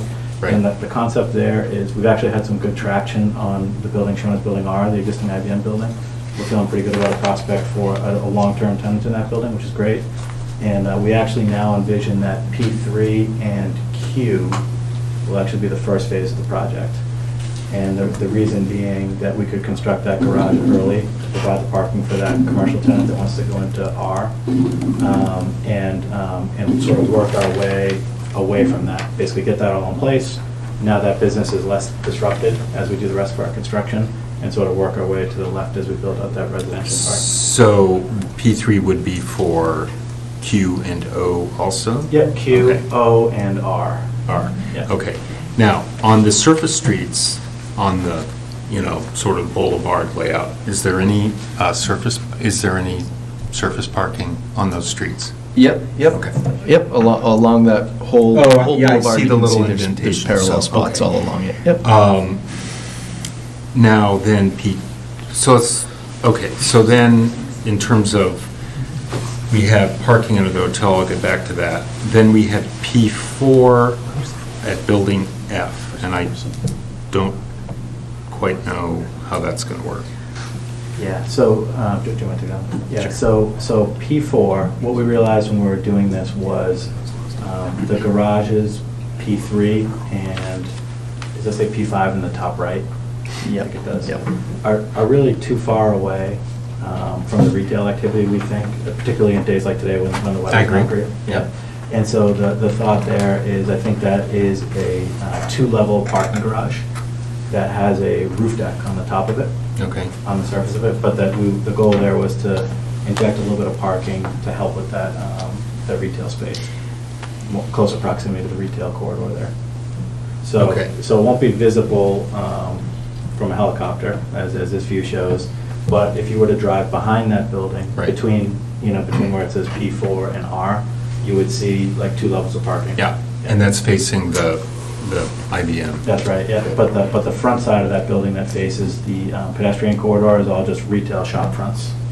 And the roof deck, would that be functional space? That would be an amenity used for so there's residential in that building. Right, On okay. the upper floors. The ground floor of that is the retail, restaurant, commercial space. The upper floors would be residential, and that'd be amenity space for the residential. And my only concern, fine, my only concern about that Building F is that it is possibly bigger than what we would want to see for the form-based code. I understand that you've, broken out. I'm just mentioning that. It's something that we'll get into more detail with. Yeah, I see what you mean, and I think that might be something, as we go through, this is sort of the master plan level of it, but Right. so too is the level of detail that's on it. As we go site by site, phase by phase, we'll need to come back and demonstrate compliance with the form-based code for each of the buildings, and that includes, you saw in the picture some of the architecture, maybe you don't love it, I don't love all of it, but like those will be one of the things that we talk about when we come back is detailed architecture for each building that we propose. And then the other element, I'm going to go back to the new element. Well, Building T is also new, isn't it? I think It was always a little vague about what was going on there. Yeah, I think we reoriented that. Actually, if you flip forward maybe like 3 slides. That's there. Was there, do we have keep going a little more, maybe? The previously approved plan? Yep, right there. Yeah, there we go. So, yes, that wasn't on, oh, you know why? Because we had always had, what if Yangtze got incorporated? So that is new from what was approved, yes. Well, I'm glad that you're showing this, because this is so much better. Do you see what our struggle was with the east-west? And we talked about this a couple summers ago, but the east-west pedestrian circulation, the pedestrian experience is not great. The large amount of, there's a trade-off with the parking structures, but then we don't have large amounts of surface parking, and that's a trade-off. And in a weather like today, parking structures might ultimately be appreciated. Anyway, so the other new element is and let's keep this up, because that's a big change where the hotel is. Originally, it was sort of planned to be a big open space, Tuttle House, We did accept, or we're told that whole area to the right of the Tuttle House would be regraded and incorporated. So now, to the left of the Tuttle House, and at first when I looked at this, I said, "Where's the Tuttle House?" And I see it's attached to the hotel. How do you see that working? Do you see the pickup, the sort of guests coming in from King Street and then going into the parking garage, or do you see them coming? I'm just curious. Yeah, we envision, actually, is it possible to go back to the very first slide? Sorry, I'm going to keep jumping you around. Back in there. So we envision that people pull in, and there is a level of podium parking in the hotel. but also it's going to be a covered drop-off area. So we figured that's where, you know, you could get your car valeted if you wanted to, or drop off bags, luggage, et cetera, to be brought to the lobby. Would be there, pretty close to where the text says, does that say P2? Yeah, P2, yeah. So you would have a, sort of, the back would be on the boulevard, essentially. So that building, particularly that leg of the building, needs to look like both sides of the front, because it does have a component that faces, although it's screened a little bit by the other uses along King Street, but it does face King Street. And I think that'll be the primary arrival area for people coming into the hotel. Which, the primary? The south facing. Yep. Yep. And so, yeah. So both that side needs to be, actually really the building needs to be attractive on all sides, but the most important side is the short side that touches King Street, the long side along the green space, and then the long side along the boulevard. Yeah. So, you know, there's always a problem with these type of buildings is you have to have a lot of service, you have to have loading docks, you have to have trash, and so I assume that'd be to the left of, well, whatever. That's right. Yeah. I'm just wondering, I'm just trying to see how you think about it, but this big sort of axial ceremonial space, it would pretty much have a primary facade on that space and relate to the walkway and all the other stuff. That's right, and it's kind of hard to see on here, but you can see Tuttle House actually shows connected to the hotel. Our thought process there is that we could see, the idea with this hotel is that it would have some event space and maybe some room for like breakout meetings and things like that, and that use in the Tuttle House might be a really attractive use in the future. So the thought of connecting the two and finding a good use for the Tuttle House as that sort of meeting space. That was the original use of the Tuttle House. That's right. When Deck did it. Sorry to see the pear orchard go, but it had already been sort of decimated in the previous redo. So then there's this location of a proposed town hall, which is, I understand, is proposed. Proposed, and what we'd like to do is, we're going to call that office. Okay. On the plan. I mean, I like how you put it at the end of this very potentially vibrant pedestrian walkway. Anyway, I mean, it's up for discussion. Is that the best spot in town for, our town's weird. We have this concentration of development right at the Westford line, and we have a train station in the middle of nowhere. And so I don't know what the right answer is. But I guess the next thing is how are you thinking about the number of parking spaces? Yeah, so for parking, we took a lot of guidance that came from the form-based code. So the larger uses on our site really are the residential, so that's 1.25 spaces per unit is the guidance in the form-based code. But we've also incorporated, and the way we have it laid out now, I think there's enough parking on the plan for all the uses if you just added up A plus B plus C, et cetera, and worked your way through the plan like that. I believe, though, that there's a great shared parking opportunity, particularly as the uses in building R and S become more clear to us. For example, the tenant that we're talking to for building R has very few employees, but a lot of need for robotics and things like that. So the amount of parking that they need is less than like what IBM needed, right, when it was an office building. So as we work our way through the plan, we may find that we need less parking than we're showing on here. We wanted to show that we could provide enough to provide for all the uses. So I understand that, your shared parking is the current, planning idea. And it makes some sense, why have these buckets of parking, some of which are not underutilized, some of which are overutilized. So doing this whole thing allows you to, walk that walk. But I also have to, to some degree, we have these standards, but you must have some idea about what you need to market. Yeah, here. And if it's more than form-based code allows, would you do that? Yeah, so here in this, what I'll call a suburban location, they like to see 1.3 parking spaces per unit, so it's just a little more than the form-based code 1.25. But again, we just feel like there's because we want to be careful. If we found a great office user for building R, we'd like to be able to have them here. And so we want to be able to show that we have the ability to provide that increased number of spaces. As that appears, that's probably not going to be the case, though. We feel like we're going to be comfortable with the amount of parking we have shown on the plan. I think right now we're accounting for 1.25 per the firm-based code, but I think when you take into account the shared parking, it's actually quite a bit more. And does that include the street parking? Actually, so I think the way we did it was just the structured parking accommodates the residential uses. The street parking was really more for the turnover, the retail uses. Okay. So when I look at the housing and I see it's sort of like a campus, like quadrangles, something that maybe some of us can understand based on experiences living at college or whatever. And I don't know how they're going to look, but as a concept, I think that it's sort of really good.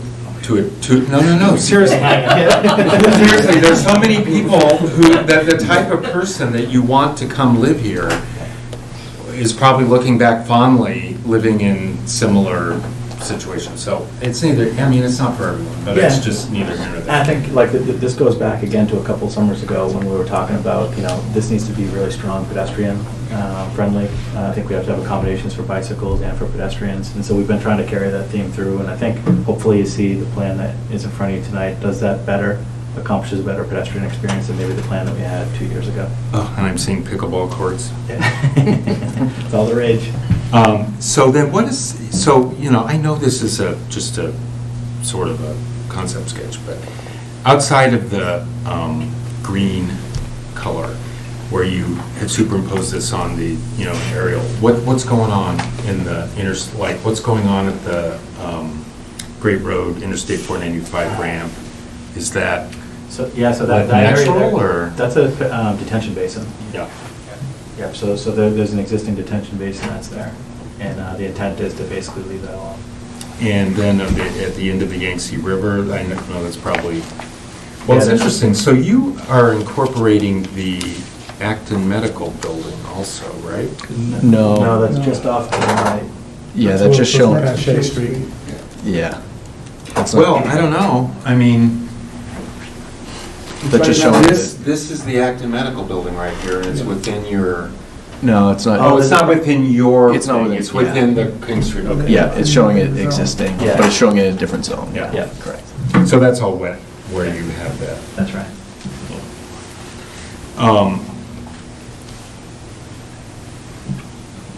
I guess the next question is a procedural one. What do we, we want to understand this more, we have renderings, this is a diagram, it's not relating, it's not much relating to topography, although I'm looking at this and you sort of I'd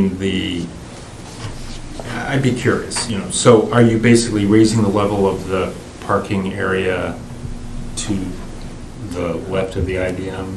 Yes. Yep. Okay. So basically, we're going to create what I'll call like a plinth. Yes. Yeah, level that's going to be raised above the existing topography there, so it'll be more relatable to the elevations at King Street.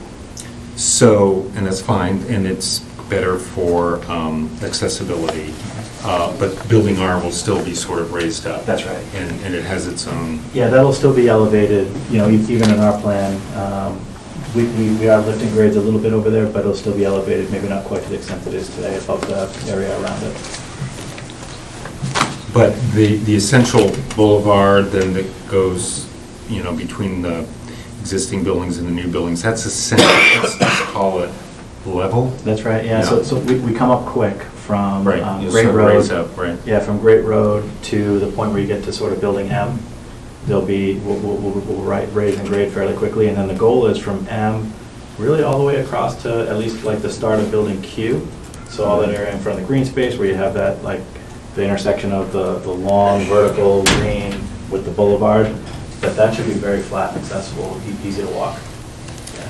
So now next question, and this will come up a lot, is, the traffic movement through. So how are you thinking about it? We have the existing, we can visualize the existing access onto Great Road, even to some degree the there's a few King Street, the one on the far left exists. But there's 1, 2, 3, 4, 4 on King Street. Do you see those as being traffic lights? Do you see them as? No, I don't think so, no. So we have, our primary driveway will be the Great Road driveway, the same one that's the primary driveway for IBM today. We think that most people who are leaving here in a car are probably headed to the highway. If they're leaving, if they're leaving the site in the car, because frankly, the site's so walkable to downtown that if they're going to visit other uses in town, they're probably just going to walk there. So those driveways along King Street. You're calling the common downtown when this is built. It's important that they marry. Hopefully this is the first, hopefully this helps to kind of increase the vibrancy downtown. Hopefully it helps everybody do better downtown. We want it to be walkable. There'll be a lot of new people living here, and we want them to patronize the restaurants and shops downtown too. So back to the question. So the driveways along King Street, the concept there is that the multiple curb cuts really help us with phasing as we work our way through the project. But probably none of them will be super heavily utilized unless you were heading back towards Westford or coming, from Westford. I think that would be really the primary users of those, which is, again, not our primary traffic pattern. Our primary traffic pattern is probably to and from 495. I guess my question is related to the Four Corners in Westford, which is right up 495, and it's gigantic. Yeah, it's a different use though, right? Like the Mark Basket Plaza. Yeah, like that area there. Yeah. That's a different use. That's more relatable to the Point, right? Like if you think about the intersection in front of the Point, that's a big intersection. You have a lot of that retail traffic like that is that's a higher traffic use than the things that we're talking about. Our retail, you can tell by the shape of it, because it's what's allowed by form-based code, but it's not going to be big box retail like that. So the traffic is just different. It's more like your, neighborhood coffee shops, small retailers, things like that. And just the traffic for those, it's really more people who are either already visiting downtown Middleton, maybe they've already even parked in the street somewhere and are walking over, or they live in these buildings. So the traffic patterns are different. I know what you mean. Usually when you see these complexes, you see these gigantic intersections like that.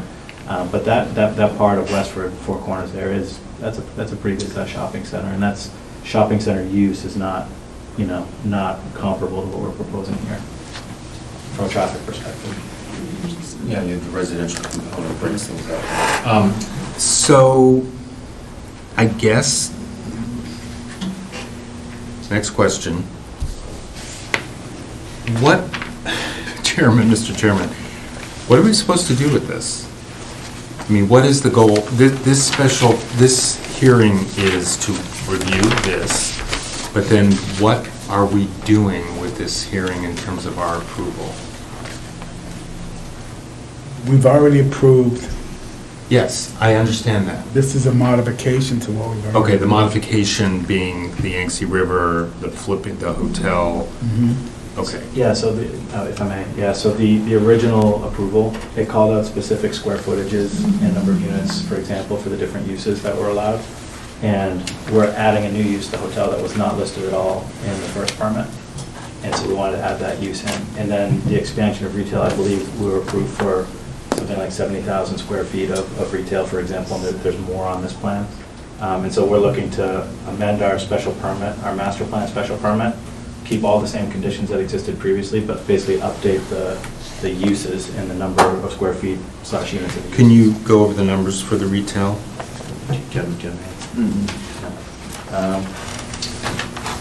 While he's doing that, you gotta remember too, we're having a dedicated shuttle to this as well. Yeah. You're getting funding from the state, Aaron, is that where we're getting it from? The shuttle? Not all this. This one, it would be, the prior special permit required the developer to fund.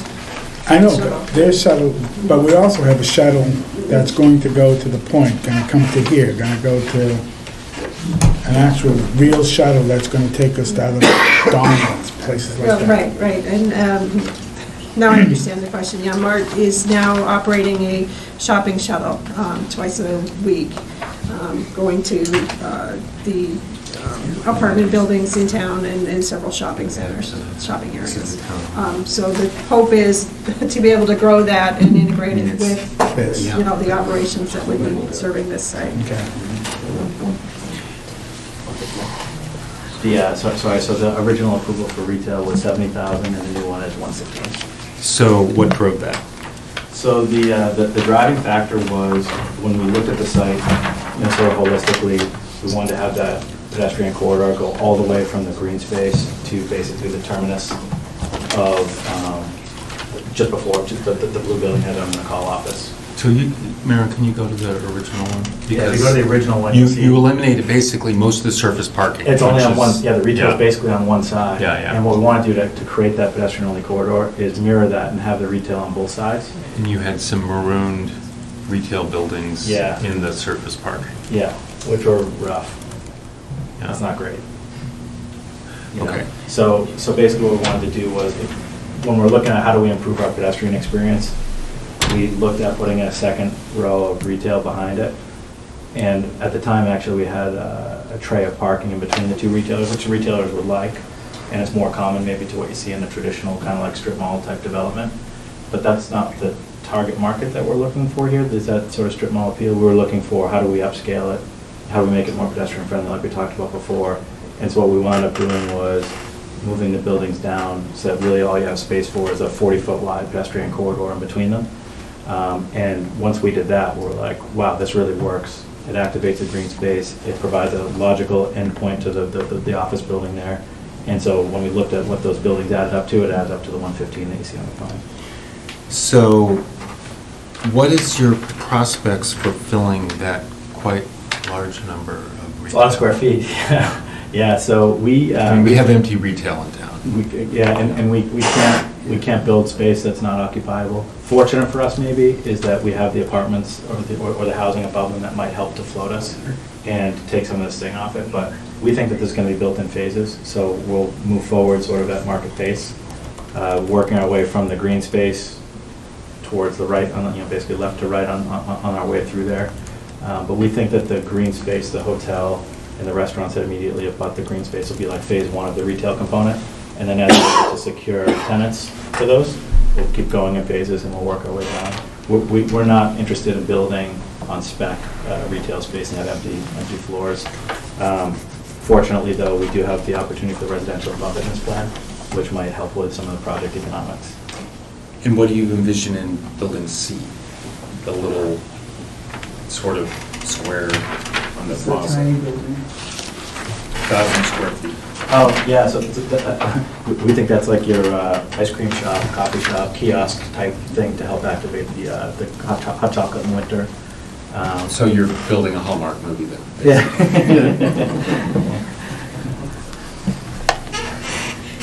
I don't want to tip my hand. We have some ideas to make this multi-seasonal. The dimensions are right to be able to do winter activities on the green space as well. Okay, sorry. No, that's great questions. Usually I think we're all done. Nobody else wants to talk.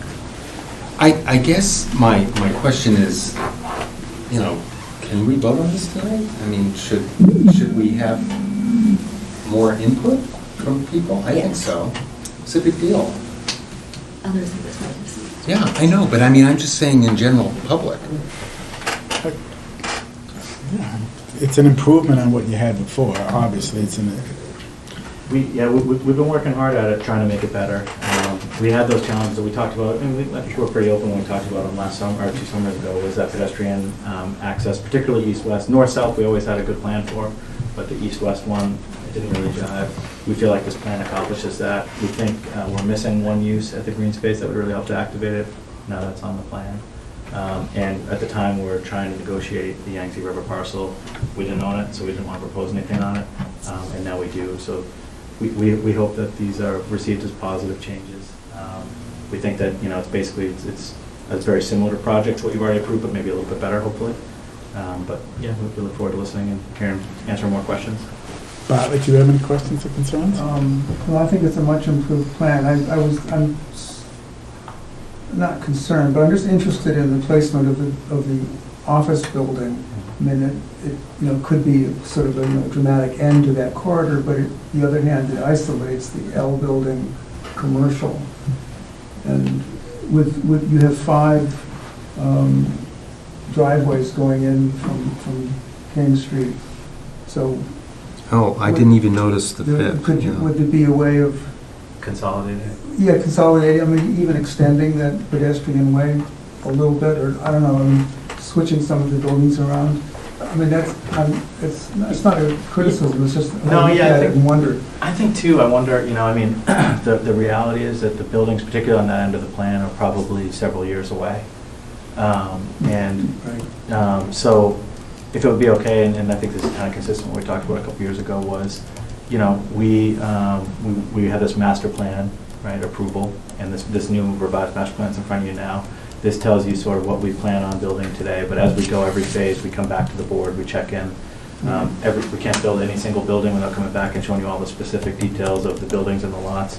That gives us a lot of touch points where we can keep coming back and we'll say, hey, we're through phase 3 on the project and we're looking forward to starting phase 4. And here's what we're seeing and here's what we're hearing, right? Like it's also a chance for the public to touch base. Hey, this is what we like about the project. This is what we would like to see improved on the project. And that gives us a lot of opportunity to refine as we go. So that's a long-winded way of saying those buildings may very well change. Right. I understand. Yeah, This is a work in progress. Yeah. The only other thing that I had was just wondering what the link would be between the Tuttle House and the hotel, and how you match those architectures. And yeah. Does that work? What we picture today, and we don't have the architecture to show it, but it will when we come to that building specifically, is a one-level enclosed walkway, like a promenade, if you want to call it that. Yeah. So it would be temperature controlled and a direct link between the two. Like you see, on a much smaller scale, but like you see at like convention centers, when you're going between the hotel and you are on this sort of like single-story promenade. Right. It'll be like that, but much like 1/100th of the size. Much smaller.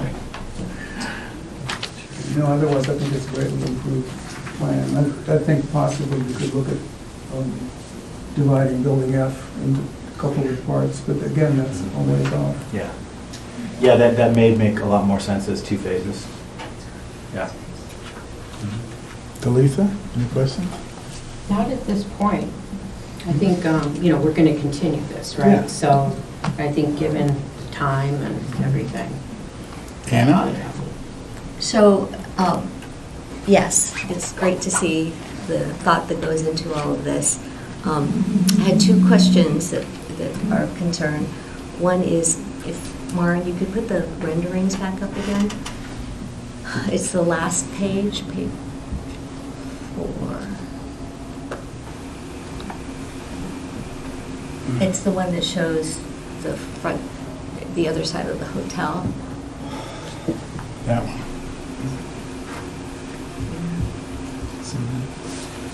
Is it? No, that's showing building D. That's like the hotels at your back. Yeah. That's looking down the pedestrian corridor.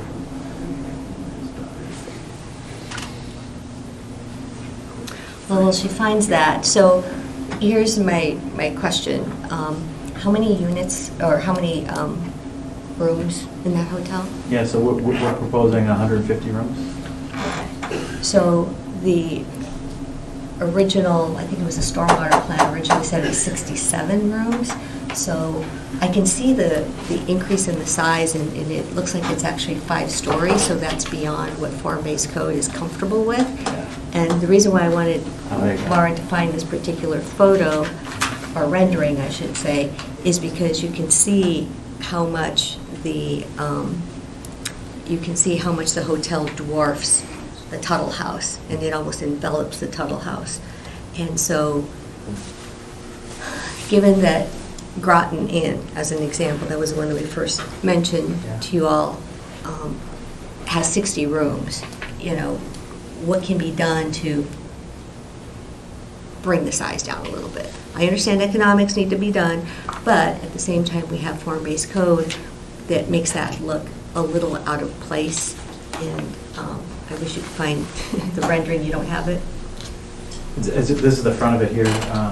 No, this is the rendering I'm talking about. Oh, I haven't seen that one. This is in the plans that were submitted.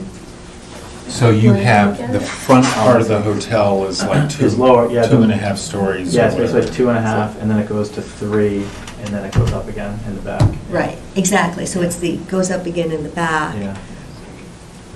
And again, I just think 150 is too many, because it makes it go up, right?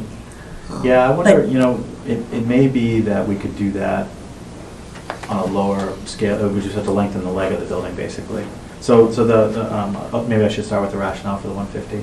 So the reason 150 was important was we wanted to have event space to help activate the green space, and we also want to have room for smaller functions too. And when you're trying to do those multiple things, they're looking for a certain number of rooms to be able to host events to activate those spaces. And the magic number that we hear is 150. So I know that's what they're working towards. Okay, I saw 120 in the plans as well, so that's why. Is that a prior, like an older plan maybe? I don't know, you guys submitted it. Okay. So, you know, Yeah. there needs to, there Oh, it is, yeah. There you go. Yeah. For reference, what is the Marriott? How many rooms? Does anyone know? I think it's 197. And then the other thing, I Was it would, 197? No, 97. Oh, 97, 100 rooms, yeah. could you consider breaking off some of the rooms and putting them in another building over the retail? Oh, that's interesting. Having them special in that way, or, you know? Suites or something? Yeah. Multi-room suite. Somebody with young kids, I know. Or Sleep in a hotel and you the kids in know, no great shape. if no one takes the residential up there, incorporate them into the, That's interesting. That's interesting. That's something to think about, yeah. Yeah, I mean, part of what the town, I think, appreciates is the fact that that area along King Street is going to be using form-based code, and that it's not going to be as tall. So that's one of the reasons why we want to go back to that. So that's a great idea, Jeff. Other ways of being able to. well, it's up to them look at to make it Yeah. work. Yeah, we gotta figure out how that works. Yeah. And I So- must say, this hasn't been brought up yet, but it looks like the apartment buildings have gone down. The original discussion was 6 stories, now it's 5. Now they're 5, Yeah, so that's really helpful. Yeah, we're trying. You know, I think each of these, again, these are like conceptual. Each of them we have to come back to you guys to look at. I think for the purpose of the master plan, you know, is it the number of rooms, the 150, just the number that you're uncomfortable with, or is it the way that it looks on the plan? Because I think it's the way it on the looks. plan? Yeah, the latter, Okay. yeah, it's the way So- that it looks on the plan, and it deters away from that Yeah, look, sure. look and feel that we want. So I'm wondering if, and I know we're not, voting tonight or anything like that, but I wonder if we could, in the same way that we're talking about that each of these buildings is going to come back before you, and we're going to show you a site-specific plan that shows it. I'm wondering if, because it really does help us with attracting tenants to have the number 150 rooms, and leave it to us to figure out, to do it in a way that's going to satisfy you and make you happy. We'd like to leave it as 150 on the plan, and we won't call out number of floors or anything like that. That would be the maximum that we're allowed. And it would be up to us to come to you when we're coming for that plan to demonstrate we can do it in a way that's tasteful and acceptable to you. Does that make sense? If it's not the number, I was nervous it was the number 150 that was giving you pause, but it sounds like it's just accomplishing the 150 in a way that is tasteful to you. I think if you need that number to get meeting room space and things, because we're dying for something like that in the town. We don't have it. Yeah. We absolutely do not have any place where you can congregate, you can meet. We have to, always have to go out of town to do that, so if you're telling us that you need that. Yeah, And we do get room tax. Yeah, that's right, yeah. And then that puts the ball back in our court when it comes time to come to you with that phase of the project, that we have to do it in a way that you guys are going to approve. Right? Are you, we can I find a way look to to make it the happen. public view? No, actually, there's another big issue. Jesus, you guys, are you done? It might be the same one, All so, right, this is the affordable housing. yes. Yeah.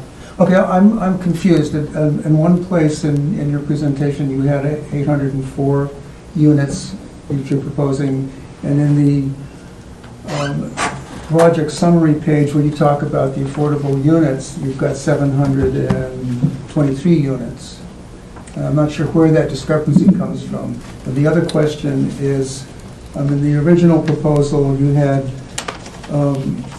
seriously affordable elderly housing and 80% housing in the smaller units. And the seriously affordable, those 40 units have gone away. Oh, that's not intentional. Yeah, I apologize.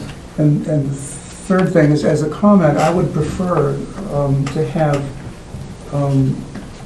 10% or whatever the percentage is of each size of apartment be affordable. So if you have 200 single bedroom houses, you have 20 affordable, that and if you type. have 10 3-bedroom units, then you have One affordable. Make it proportional. Make it proportional. Yeah. But if you remember, we also talked about the seriously affordable, the 40 that he's talking about, actually in this building. That's part of the Right, original. but Maybe. this building is not part of what he's projecting, and That's right. And So, yeah, but what you're saying, that would be our, if that's a mistake then that we made Okay. on that form, and we'll correct that. The intention is not to change any of the dynamics that we talked before, although we could reproportion and make sure that the percentages work out the right way for the spread between 1 bedroom, 2 bedroom, 3 bedroom, then 10% of each category. because right now you've got, the 1 bedrooms are 16% of the 1 bedrooms, so the 2 bedrooms are almost 5, and 3 bedrooms are just over 5. Yeah, so we can make them more like 10% each. Make them much more proportional. Well, I mean, the numbers are already there on page 10 of your decision, so I think what happened from what it looks like is that when the numbers were redone, instead of using the 40 units at deeply affordable 30 to 60% AMI, they were converted to 80% AMI. Okay, Yeah. that's not our intention, so we'll correct, that's a mistake, then we'll fix that. That's great, Yeah, thank you. that's a mistake. Because I was going to say, all those seniors that you heard back in No. November are going to come after you. I'll never be able to come back here. No, that was a mistake. And No, the other we'll nuance correct to that is that as you build these, each one will have to have these percentages, As we go. we're not putting the percentages off to the last. You can't building. backload it. Yeah. Yep, understood. We want to be close to consistent as we go Yeah. through. Does anyone have any questions before I open up to the public, see if there's, because we're going to continue this too. Anyway. You good? Anyone have any questions or concerns? I just had a few questions about the floors. I was wondering if it was 4 floors. I thought that was the rule. Never more than 4 floors. Go ahead. Okay, so when we first pursued this project, there's actually 2 different zones within the site. The front part of the site, there is a 4-floor maximum, like you recall. The rear part of the site, though, is allowed to be 6 floors. What we're proposing now on this plan is only 5, but when we had talked through the approvals a couple summers ago, 4 in the front at the max and 6 out back at the max. And 2 more questions. Yeah. One, do we know which hotel it's going to be at? Yeah. Go ahead. I'm always nervous about the end game. Go ahead. No, we don't know, no. And then lastly, the parking, was it subterranean parking underneath the building, 2 floors? So, on the larger podium structure, which is beneath the yellow buildings, it's 1 level of parking. So folks who are familiar with the site know that as you go back towards 25, it almost tears down, the parking lot kind of steps down. So it really lends itself to hiding the parking, which is nice. Nobody wants to stare at the open parking lots that are there today. So you can really hide that row parking. It's not subterranean in the sense that it's totally underground, because it's open on the left side of that plan. Right. As you go down, you kind of expose that lower level. But from King Street, you look right over the top, but you never see it. It's like a deck or a plinth that gets built out, and so you sort of look over onto the green space instead of over the parking lot. And then just lastly, I would encourage that all the construction there mimic the Tuttle House. Make it look like that whole thing was there 100 years ago. Yeah. That's genius. You see Concord, Groton, they've been doing that flawlessly. We'll try it. it's not perfectly depicted in our renderings admittedly, but as we go through building by building, we have to come back to the planning board, and when we do that, we need to have detailed architectural plans, and so they have teeth in their form-based code that can hold us to those standards. Right. Well, and maybe if PCA Design can talk with UTIL, given that they're the ones who drafted the form-based code, I think they could lend a lot to the discussion about the tweaking here, tweaking there. Yeah, what to change to get it to match. Yeah. To make it look like what this gentleman is saying, yeah. That's right. Thank you. Anyone else? Yes, Mr. Rambacher. Mark Rambacher, 205 Fartwell. I have a couple comments. One, I agree with Ms. Houston's comment that the hotel's too tall for there. I'd also consider switching it with Building L. Right. I know it doesn't necessarily go well in your construction plan, but I think it actually fits better over there. Also, where Building L is, I'm going to just kind of contradict myself, is there's that tree that you guys promised to save as well. So, yeah, I think is that closer to R? I think it's on the Yangtze site. Yeah, it's on L. Oh. Yeah. Okay, yep. We'll take a look to see how that relates. We will save that tree. And my other comment is, I think there's going to be a lot more traffic on Great Road than you're projecting. People are going to be using Great Road quite a bit. The traffic going out, if there's any serious traffic going out on the 119, it's just going to be a nightmare with the traffic lights and trying to go left there and everything else. People are going to come out on the Great Road much more than you think on your initial plan. So. Thank you. Sanders.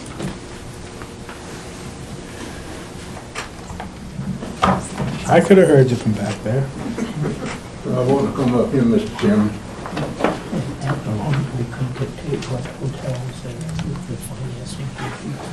George Sanders, 672 Great Road. Mr. Chairman, I have a few questions here regarding the environmental concern here in the town of Littleton. We have wells for our water here. First, I'd like to know, with the modifications that been talked about here tonight, what is the total number of housing unit in 550? Total, 804. 804, and what is the total in 410? The maximum would be 285. 285. Now, you have agreement with the town, with the MBTA, to Pickettell 600 units for the MBTA housing. What my concern is here is that we talk about building housing, that's fine, I don't have a problem. But Littleton has a problem because we have a sewer treatment plant that is being built right now.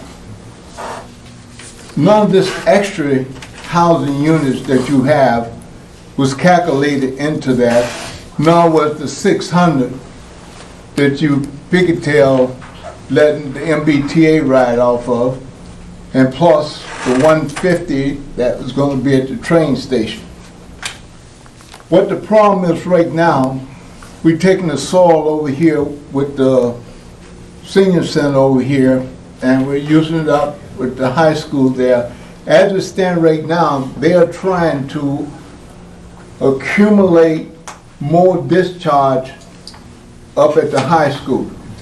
The maximum amount right now that's permitted by DEP is 243,000 gallons a day. And based upon that, they're saying, that's the sewer and water, that they can sewer the common area with 60,000, which would be over and above that they would need, that they're going to try to get it up at the high school, which would be the 303,000 per day. I'm thinking that you're talking about building, but at the same token, somewhere there needs to be a program into this development talking about one thing that Littleton's short of, and that is a discharge site to put the clean water back into the ground. You must take that in consideration, because now you're talking about with the hotel over there, or you anticipate putting in a sewer system over at 550.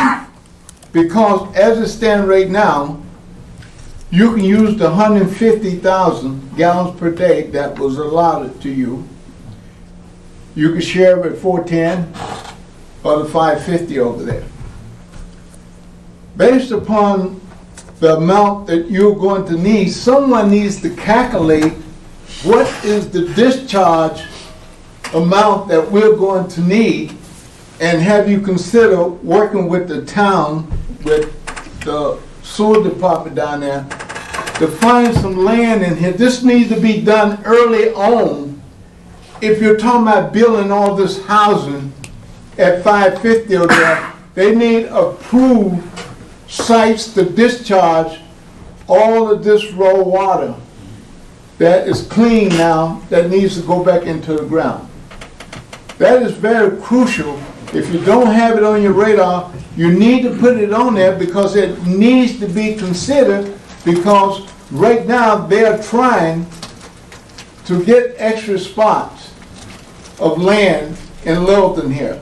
So I don't know if you are looking to adjust with the MBTA and get some of that amount of that 600 back given to you, so you can use it for the apartments or the business there, or what. But you need to take that into consideration. That is very crucial in my concern, because we want to do the right thing here in Littleton. We're putting this sewer treatment plant in because of the nitrogen in the ground, and that is all over the United States. That is a big deal with EPA now on the nitrogen that is getting in our water system.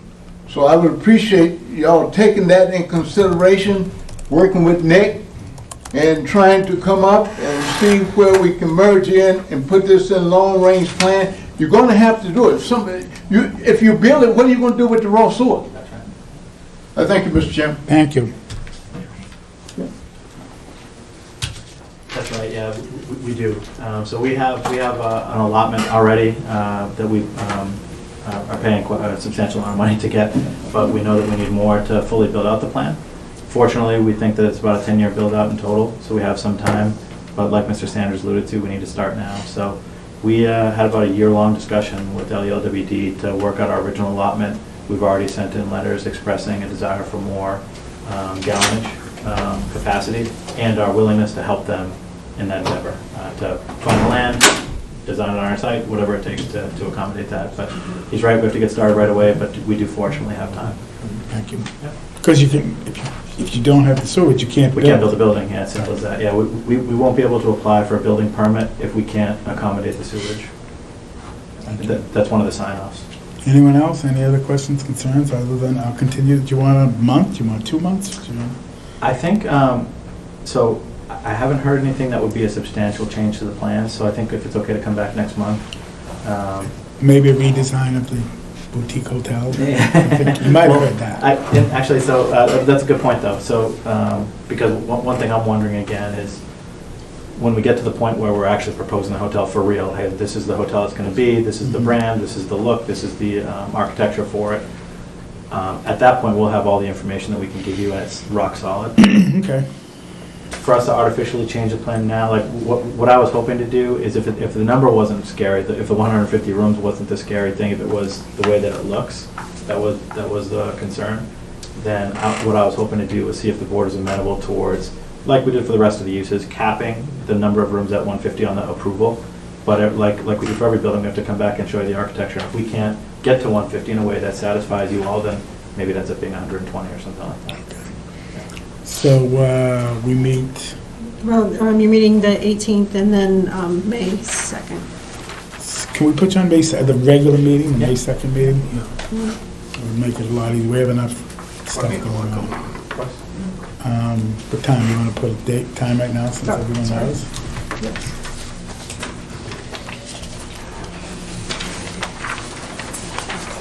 Okay, it's Thursday, May 2nd. Do this, would you like to do this one early?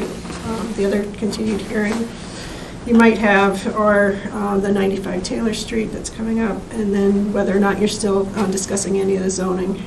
We could go late, we could be the later one to come on. Yeah, we'll stick them on later. Okay, later, what's later, 7:30? Okay. That'll be great, thank you. Thank you very much. Speaking of which, we're running a little late, but we've, public hearing, 295 Taylor Street, definitive subdivision and stormwater permit, Strawberry Farms. Thank you, Rick.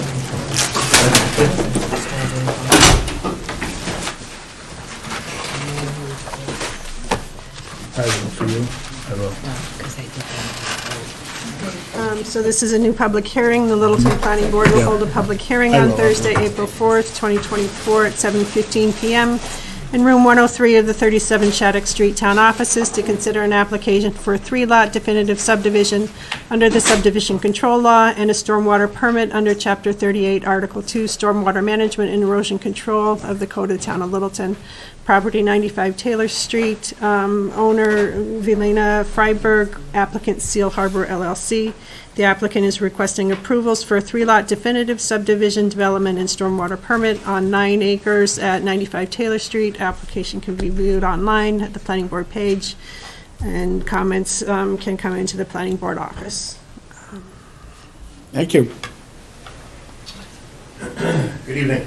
My name is Mark Gallagher, and I'm the manager of Seal Harbor.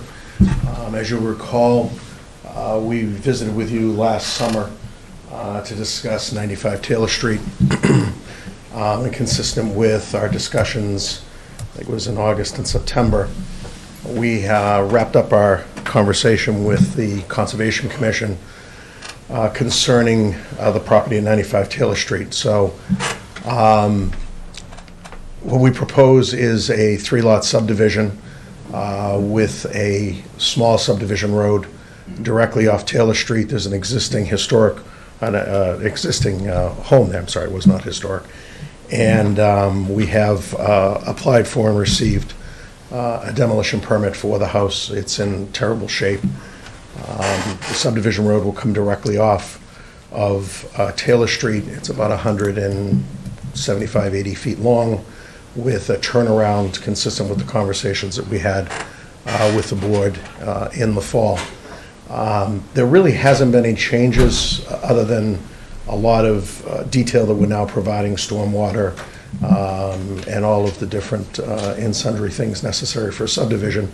The riparian, as we discussed last fall with the river front at the back of the property, expanded quite a bit when we hired the third-party engineer and worked through the wetlands location and also the river location. The river actually bifurcates in the rear of the property and comes fairly close.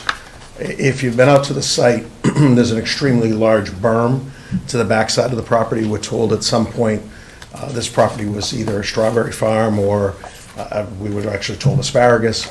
It's all sand and gravel.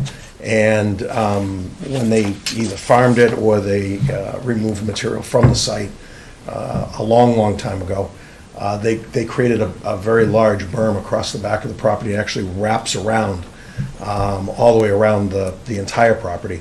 And as I said, it's extremely large and deep, and it separates the area where the riverfront is from the developable property. So we're outside the outer riparian, 200 feet from it. It was defined, as I said, by the third-party engineer and Stamps Mary, and it brought down the density from what we originally discussed to 3 larger lots. One change that occurred in the last couple of weeks is we had an outfall from our stormwater, which was just going to be penetrating the 100-foot buffer by literally 4 or 5 feet. And we've decided to change that, and so that we will not have to have a notice of intent or order conditions on the property. Everything is outside of the resource area. So we're outside the riparian, we're outside the wetland, we're outside the 100-foot buffer. The housing is all outside of it. The septic systems are all outside of it. The construction of the road is outside of it. We, this past week, Maren has been working with us with, I think it's Green International, your engineering firm. They've had a conference this week concerning some of the comments from Green. We're working with them to make corrections. There were a lot of annotations on the plan, missing north and south arrows and things of that nature, the details that weren't quite up to par for Green.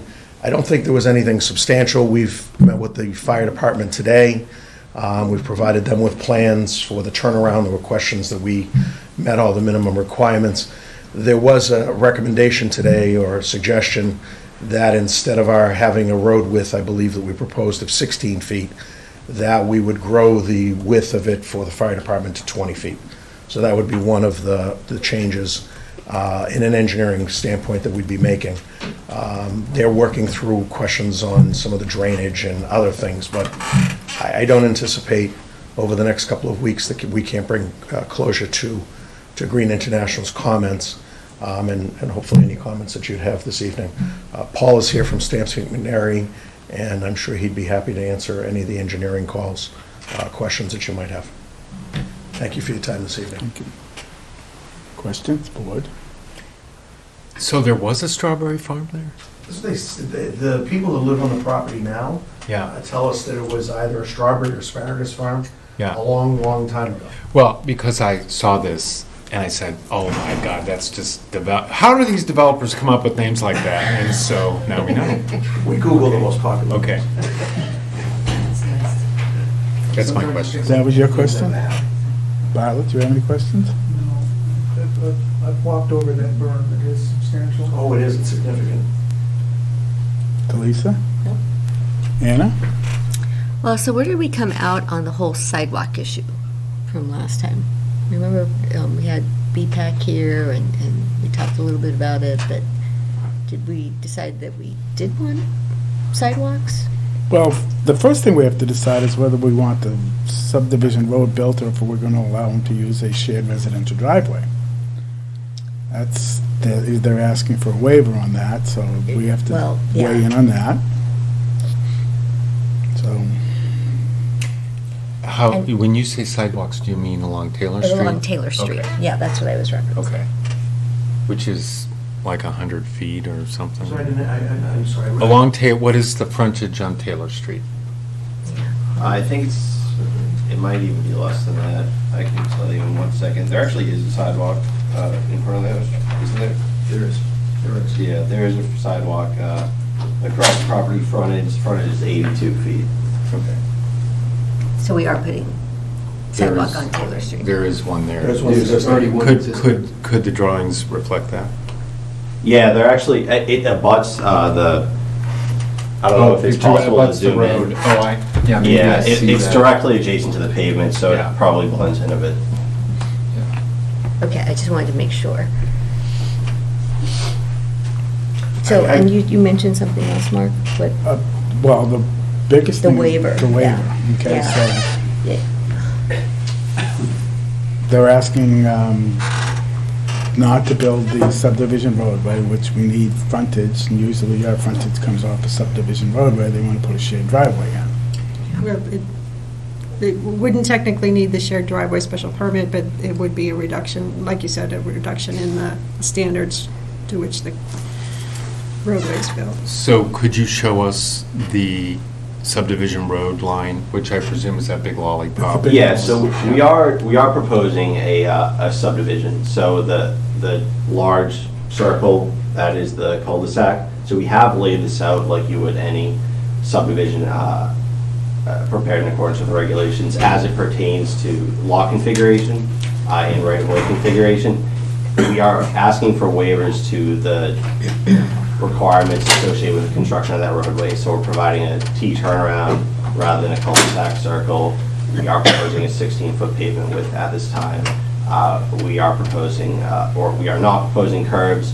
We want to collect the stormwater via area drains rather than catch basins in the roadway. We are not proposing sidewalks. So we did make mention of a shared driveway in the application, but really the intent is to design something that is more akin to a shared driveway, but in terms of layout is a subdivision.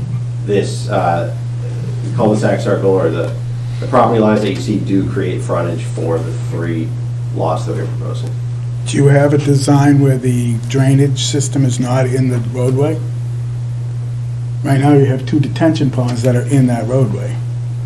So do you have it designed, if we made you build that roadway, do you have it designed? So in order, you need the waiver because you can't build. No, we certainly could provide drainage if we were to develop this a different way. We just feel for 3 lots, this is the most appropriate way to do it. Mr. Chairman? Go ahead. When I came in front of you in August and early September, you voted on a plan that we provided your sketch plan to move in this direction and to use this concept, because I brought 2 concepts to you. No, you didn't bring this concept that shows the roadway being waived and putting in a shared driveway. You still need frontage. No, we create frontage, Mr. Chairman. Not on a shared driveway, you don't. No, there is This is frontage. not- The circle would be a right-of-way, which would create frontage for the lots. The circle, it has to be a road. You can't do right away. It has to be a road to get frontage. You have 2 full frontage lots and a reduced frontage lot in the middle, and you have to have frontage on a roadway. So what you're asking us is to waive that and let you put a shared driveway in. What are you shaking your head for, Mara? No. They've got the roadway right-of-way laid out. Right. And they're asking, That provides frontage for the lots. and they're asking for a waiver from that. No, No, not they're from asking- that, from the construction standards of the subdivision roadway. And that's what I would say, why? And that's one of the waivers that's been requested. I'm sorry, I'm confused. When I came in August or September, and I can't remember the exact date, Mr. Chairman, you asked the other members if they were okay with our building, and I believe the words at the time were a common driveway for the 3 homes. Well, that's a common driveway for the 3 homes. That's the way I would look at it. But it's in a designated, in a property line, a right-of-way that's built to the standards of a subdivision road. Correct. That has to be, Right. you have to build that. So, To build that whole circle. No, I don't think you have to build it. Yeah, you do. You need frontage off of it. You have to build it. The frontage is the property line. So in order to create that. That's unrelated to whether there's a road there. We have these things all over town where there's no roads and there's property lines and they're... You have to build it. You are correct that we would waive building an actual cul-de-sac. Exactly. Yeah, that's right. And I, for one, would be in favor of that. I mean, I think it's ridiculous to have a giant cul-de-sac for 3 houses. It's not... That's the way. It's not environmentally sound and it's, but anyway. That's the waiver he's requesting, so he's Yes. asking us. Yes. Okay. Okay. So to do that, he's waiving building the roadway. Yes. Building a Subdivision roadway. Right. That's all I'm trying to get at. Okay. Okay, so you have to decide if that's what you want to do. Do you have the odd-shaped lot formula for the second lot, the one in the middle? It's on the first, the other 2 are, but that one's actually not there. I didn't see it.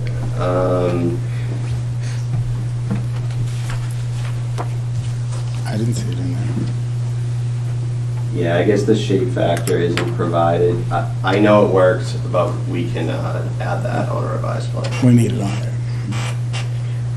So, Go ahead. so going back to no waiver on meeting the subdivision requirement, or you asked for a waiver on meeting the subdivision requirements. For the roadway standards, construction of the roadway. Okay, so that is the same thing then, okay. So there was a letter from Mr. Gareffi, Board of, or from the Health Department. Can you explain what's going on with the nitrogen loading levels? Yep, so this property is within Zone 2, and I'm sorry, but it's Littleton's Aquifer District. Every town's groundwater protection district. Every town has a little bit different verbiage for the same thing. It's within a Zone 2, in which you're limited to 440 gallons per day per 40,000 square feet of lot area. That's equivalent to 4 bedrooms. So in order to build a 4-bedroom house on a lot without any advanced treatment, you need 40,000 square feet. You can increase that to 660 gallons per day for 40,000 square feet if you provide enhanced treatment. So I believe that is part of what Jim touched on in that letter. But I think his motivation for providing that comment was, one, to say in general, this is a zone 2. We are limited, the number of bedrooms for each lot is limited to that 440 gallons per day per acre. And then B, we noted on our application, 5-bedroom houses, lot 3 is only 40,000 square feet, as you see on the plan right now. That would need to either be increased to 50,000 square feet to accommodate that limitation, 440 gallons per day per acre, or we need to provide some enhanced nitrogen removal. We were actually in the process of making a revision to the plan. One of those would have been that lot 3 configuration when we received the comments from Green. So rather than submitting a plan that there were comments we haven't addressed, we haven't done that yet.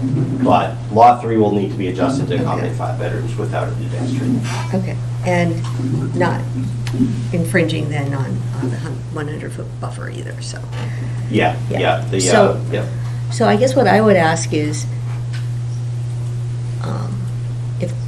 if this is something that we're going to continue, that we hold off until we actually get the comments back from the peer review, because I thought that was something we as a board had discussed back in January, is that rather than continue to come back and the timing is off, we just want to know where do we stand from the peer review. So that would be my recommendation. For the, Right, you have the initial peer review comments. With the subdivision, we always have to be cognizant of the different timeframes for a subdivision than for special permits. We had a requirement to open within 45 days, I believe. So that pushes the usual process. We do have the peer review comments. Peer review engineer, design engineer, and I met earlier this week and worked through what some of the comments and were, and just some direction on how to provide responses. Okay, thank you. Well, we need, if we're gonna change 3, we need to see that. Oh, absolutely, yeah. Especially where that's tight as it is. Right. Yeah, no, they wanted to get started with the peer review before before you open the hearing, so that process is underway. So, let's weigh in on the waiver.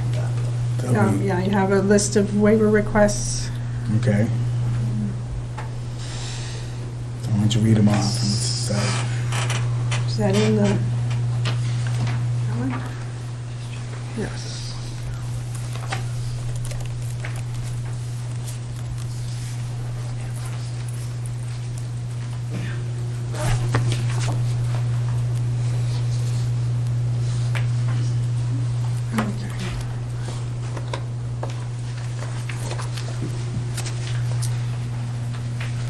Go ahead, you wanna? Okay, sure. Waivers from the subdivision regulations. First one from 24932D for plan and profiles at 1 inch is 20 feet. Okay, so profile is, so, and they're asking, stating that a profile of proposed road is provided 1 to 20 and 1 to 2. Because the proposed roadway has been designed as a common driveway and the road is a street, 1 cross-section is provided rather than a larger number. Asking for a second waiver request is to reduce the width of the roadway, proposed is 16 feet. As we heard tonight, fire department would prefer that at 20 feet. No curbing or sidewalk proposed.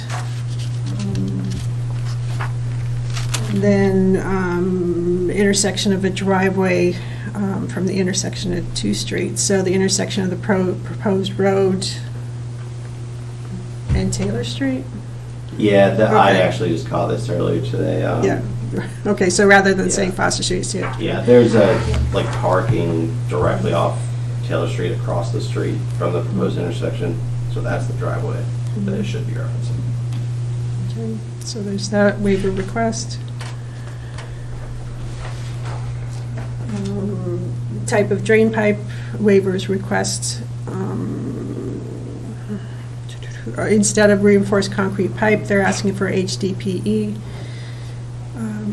Infiltration inlet pipes, the requested waiver is that they be below the 25-year storm event ponding elevation. The requirement is that they be at or above. And then the final waiver request is for written approvals from the various utilities before approval. Okay. What did Green say about the 25-foot, the second to last one? Oh, the, Storm, 25-year storm event. A 25-foot, or was it a year? Oh, Year. okay. So they're looking for input from the planning board on the waiver of the roadway width, because that will follow through with some of their comments about the subdivision design. If it goes to 20 feet, is there a waiver required? Good question. Or would you still be proposing curbs and catch basins, or you? Yeah, the requirement is 22, so if we were to go to 20, we'd still need a waiver. As currently designed, we are proposing 16-foot pavement with 2-foot shoulders on each side, so the traveled width that we're proposing is 20 feet, but we can certainly increase the pavement width to 20 feet if that is preference of the board. When you say shoulders, what would the material be? Gravel reinforced, so you see grass on the surface, but it'd be a shallow depth with typical Wouldn't be a subdivision. tire rut or whatever? Yeah, I mean, the idea is, you know, most cars aren't driving on it. But yes, it would, the tire would not sink into the ground. I mean, I would prefer 16 feet, but if our fire department wants 20, you know. Yeah, maybe that's something we can talk about with them and then come back. That was their request today. They were pretty hard on it. Okay. And no drainage, so there's not going to be any curbing, no. Right. So it's going to be all sheet drainage. Okay. It's sheet drainage now. I mean, It's not impervious now. anyway. So, but where in that list was the, is the shared driveway just implied in the conditions of, or the waivers there, or what was the waiver for the? First one. Well, right, if we get away from the word shared drive, Okay. saying, because of So, the connotation with right, that other special permit that they're not asking for. Correct. The street cross-section, the 249, 243C1, the proposed road is 16 feet wide and does not include sidewalks. So that waiver would be from they're asking for a waiver from the full construction Okay. of the subdivision roadway. But not for the configuration. Yeah, they are. Well, I mean, by configuration, there's no, Oh, no turnaround. no turnaround. There you go. I mean, do we want in this waiver to refer to some drawing? It's just not obvious to me from those Right. waivers what Exactly. we're, And are we, in is the one board- other comment, could we make all the jumble of driveways maybe a little more hierarchical or artful? It's just sort of like a diagram now? I don't know. I mean, you see these sometimes and they just don't make sense. What's going to result there is just a big hunk of asphalt, almost like a cul-de-sac. Anyway. right, so, and I think the question on the board would be, is this a full listing of all the waivers required? So, I think in the narrative, we maybe not have been as articulate as we should have. We're proposing a subdivision road built to the subdivision standards. We're asking for a waiver on the width from 22 feet originally to 16, but we were building a 20-foot wide width, 16-foot of pavement. Based upon the feedback from the fire department today, we're accepting their need to have a 20-foot width. So our waiver request would be to go to a 20-foot paved as opposed to the 16 that we had currently done. And then, secondly, is we're asking for a waiver from granite curbing and sidewalks. It was our understanding that the T that we had proposed was something that was Approved. previously Okay. approved. Okay, Yeah, so that's fine. we didn't see that there was a need for a waiver Okay, that's in fine. paving the circle because it had been Yeah, previously. I thought we were waiving, the big lollipop. He is. Well, you're waiving the paving. That's exactly what he's doing. Okay, I but believe that's- there's a provision in the subdivision rules that allow for this sort of turnaround, so we wouldn't actually need a waiver for that. Okay, You would well, need to that's my approve for it, question. you need to approve of it. We still need the cul-de-sac layout, Right. but Okay. yeah. You need a waiver from the cul-de-sac layout is what you need. That, right. That's what you need to ask for, a waiver from the Well, cul-de-sac. whether it's a waiver or whether it's another wording, then yes, it Right, needs to be something that addressed. gets away from Absolutely. that, because that's what needs to be approved, and then we have to waive it. Right? He needs it for the frontage, he needs it to build it, he needs it, But everything, and then we Yes. have to, yeah. Well, The frontage is here's, taken from the property. we have a thing saying, well, I don't think we need to get a waiver for that, but yet it's not really explicit in this, Would have to be explicit in any yeah, decision. okay, so let's figure out how to do that. Right. The ductile iron pipes and stuff like that, if Green's okay with that, we should be okay with that. That's a standard, we offer that most of the time. The infiltration, Green is doing our drainage. If they want it, it should be that way, the 25-foot. The 25-year. 25 years, excuse me, yes. Because they're gonna have to tell us that the drainage works. If it can work that way, and they're comfortable with it, then we'll give them the waiver. Anything else? So I just want to confirm, what you're saying is that these plans do not require CONSCOM Correct. notice of intent? Okay. Absolutely. We filed a notice of intent. We went to the meeting, and we met with them. And there was a significant amount of pushback about our, in a 100-year storm, we will vent, if you will, down the invert to the, it was going to go into, our pipe was, as I said, about 8 or 10 feet into the 100-foot buffer for a 100-year storm. And they had pushback from it. So we've decided to re-engineer, to pull it back onto our property. It's all our property, outside of the 100-foot buffer. We've already notified them that we're going to we are going to re-engineer that small bit after this evening's conversations, and we will no longer need a notice of intent. Okay, thank you. Do you want them to show that they can make the drainage work with a full-blown subdivision rather than, because the drainage structures are in the road?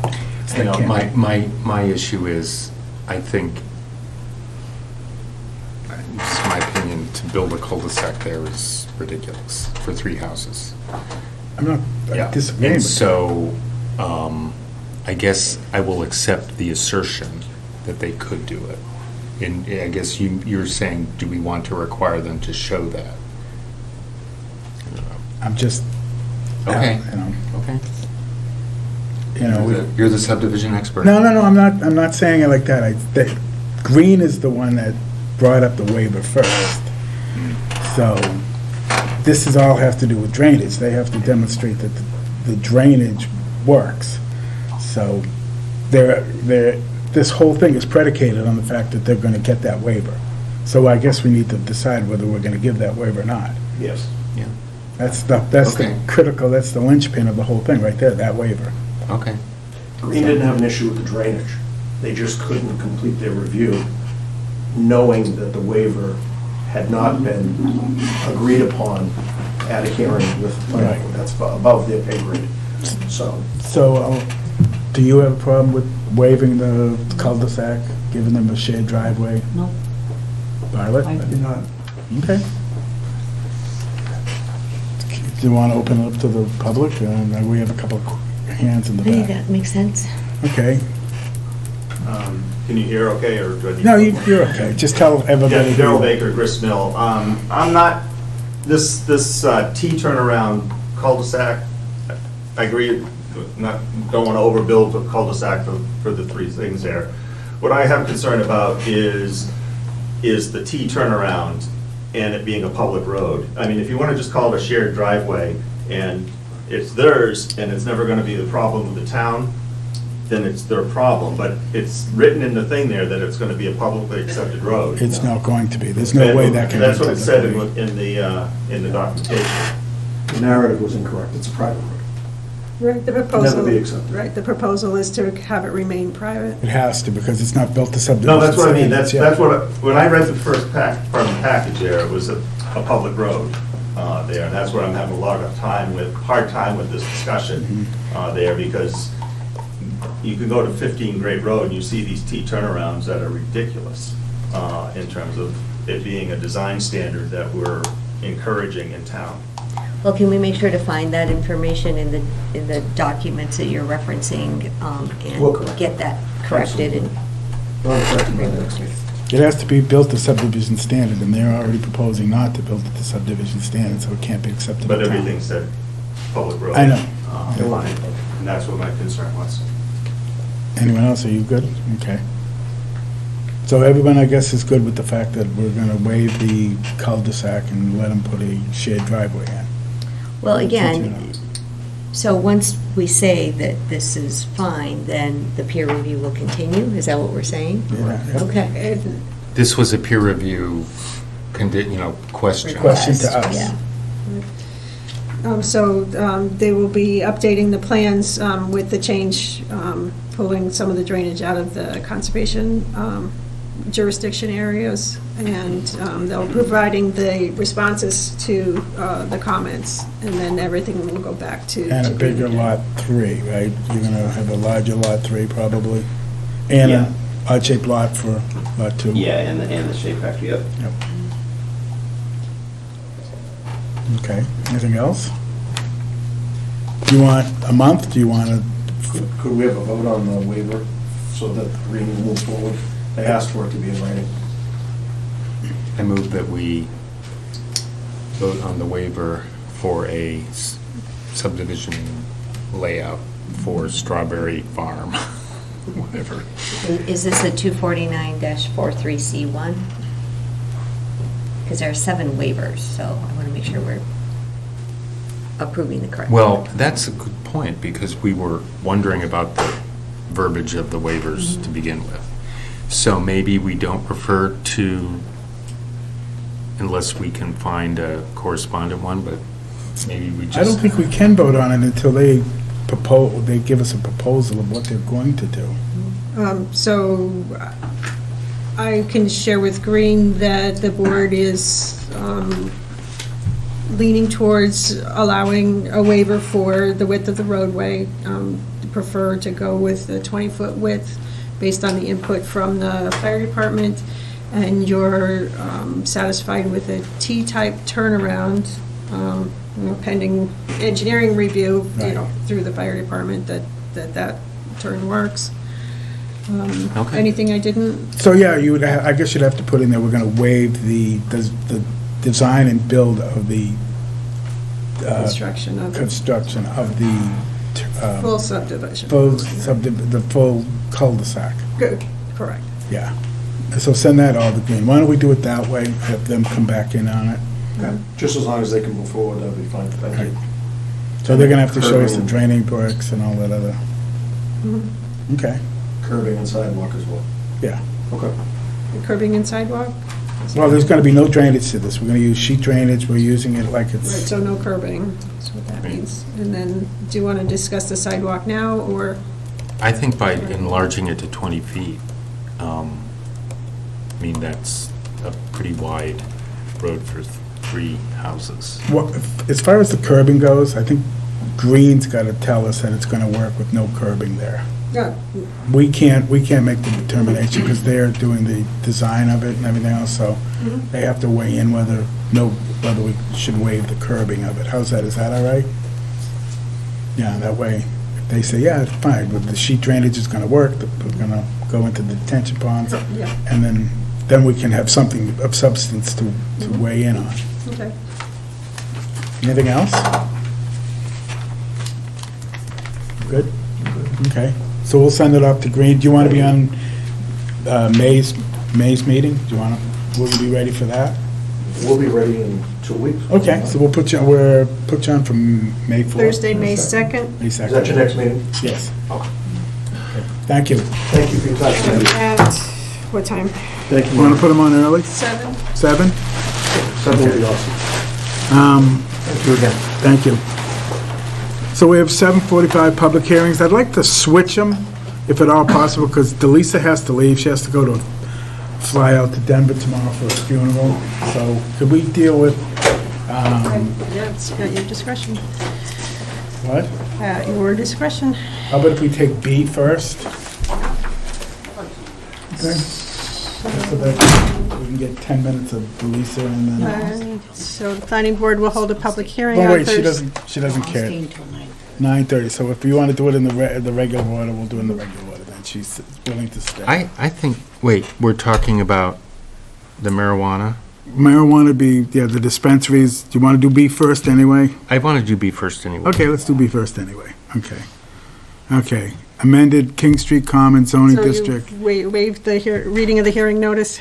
You can do that. No, you can do it, go ahead. You can waive the reading of it. We should still read it. Read it. Okay, the Town of Littleton That's what you Planning get the Board big will money. hold a public hearing on Thursday, April 4th, 2024, at 7:45 PM in room 103 of the Shattuck Street Town Offices at 37 Shattuck Street to consider 2 zoning bylaw amendments. The proposed zoning bylaw amendments are to amend Article 27, registered marijuana dispensaries, Article 28, adult use marijuana establishments, King Street Common Zoning District, and add a Littleton Station MBTA Communities multifamily zoning district with a corresponding change to the zoning map.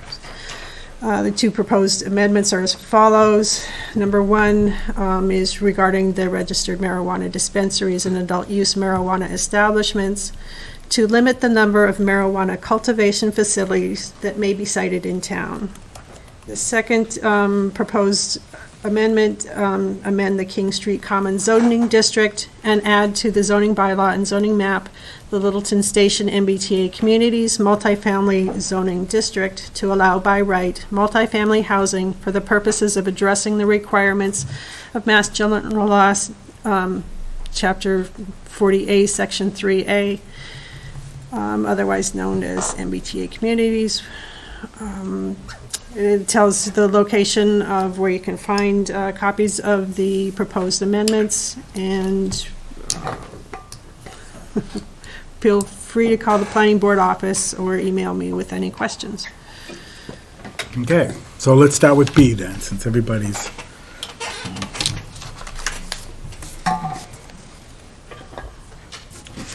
This is the MBTA communities. This is what the governor has told us, that we have to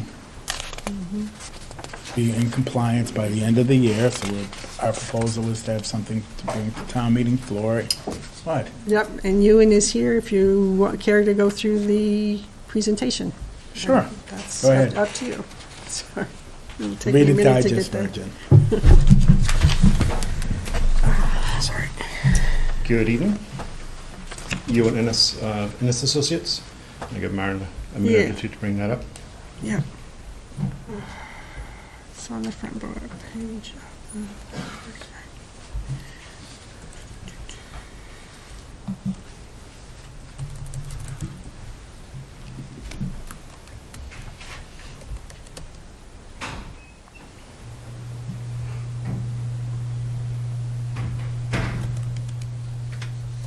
But you were good at this, Maren.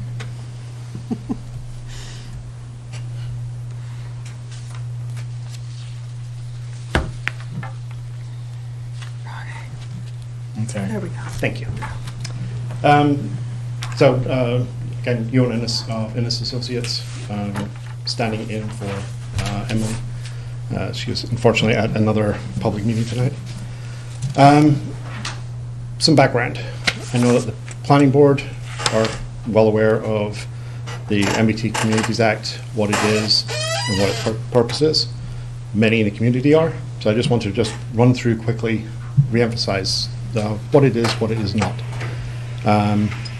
It is established by the state as a requirement that each of the 177 designated MBT communities must have zoning that provides at least one district of reasonable size in which multifamily housing is permitted as a right. You cannot have age restrictions on that housing, and it shall be suitable for families with children. There must be a minimum gross density of 15 dwelling units per acre, and part of the district must be located within half a mile of a commuter rail, subway, ferry, or bus station. The purpose of the law is Massachusetts has a housing shortage, and there needs to be a way to produce more housing. The amount of housing that is financially attainable to produce those households is dwindling. The Commonwealth is at a disadvantage in terms of competing for business, jobs, and talent. Placing housing near transit makes good housing, economic, transportation, and climate policy sense. The MBT Communities Act is not a mandate to build housing. So while there is a housing target listed, that does not mean you must build it. It is not a housing production target. So there is no requirement by the town to build the number of houses. It is not restricted to addressing affordable housing needs. It is also not a one-size-fits-all tool to address every housing need in a community. It is not viewed as optional by the Commonwealth or the Attorney General. Littleton is a commuter rail community. As such, its deadline to be compliant is December 31st, 2024. It has a requirement to have a minimum land area of 50 acres zoned. 10 acres of that, at a minimum, must be within the station area, must be within that half mile. And 25 acres, or 50% of the total district size, must be contiguous, so must be next to each other. Littleton's requirement to zone is for 750 units. 150 of those units, at a minimum, must be within the station area. And the minimum density requirement, and this Littleton requirement, as well as across the state, is 15 units per acre. On March 19th, there was a workshop held in the town to look at different parcels and different scenarios. During that, handouts went out that allowed people that were there to vote on particular scenarios. We have a slide here listing the votes that were most popular there. So you can see scenario 8, which had parcels 295 and 305 Foster, received 25 votes. Next most popular was 300 and 305, and 305 Foster was the third most popular. We also gave attendees the ability to look at different styles of multifamily housing.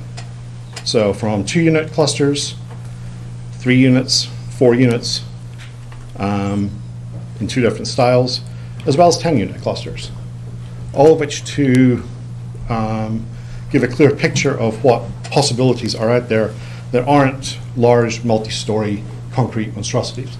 There are many ways to produce multifamily housing.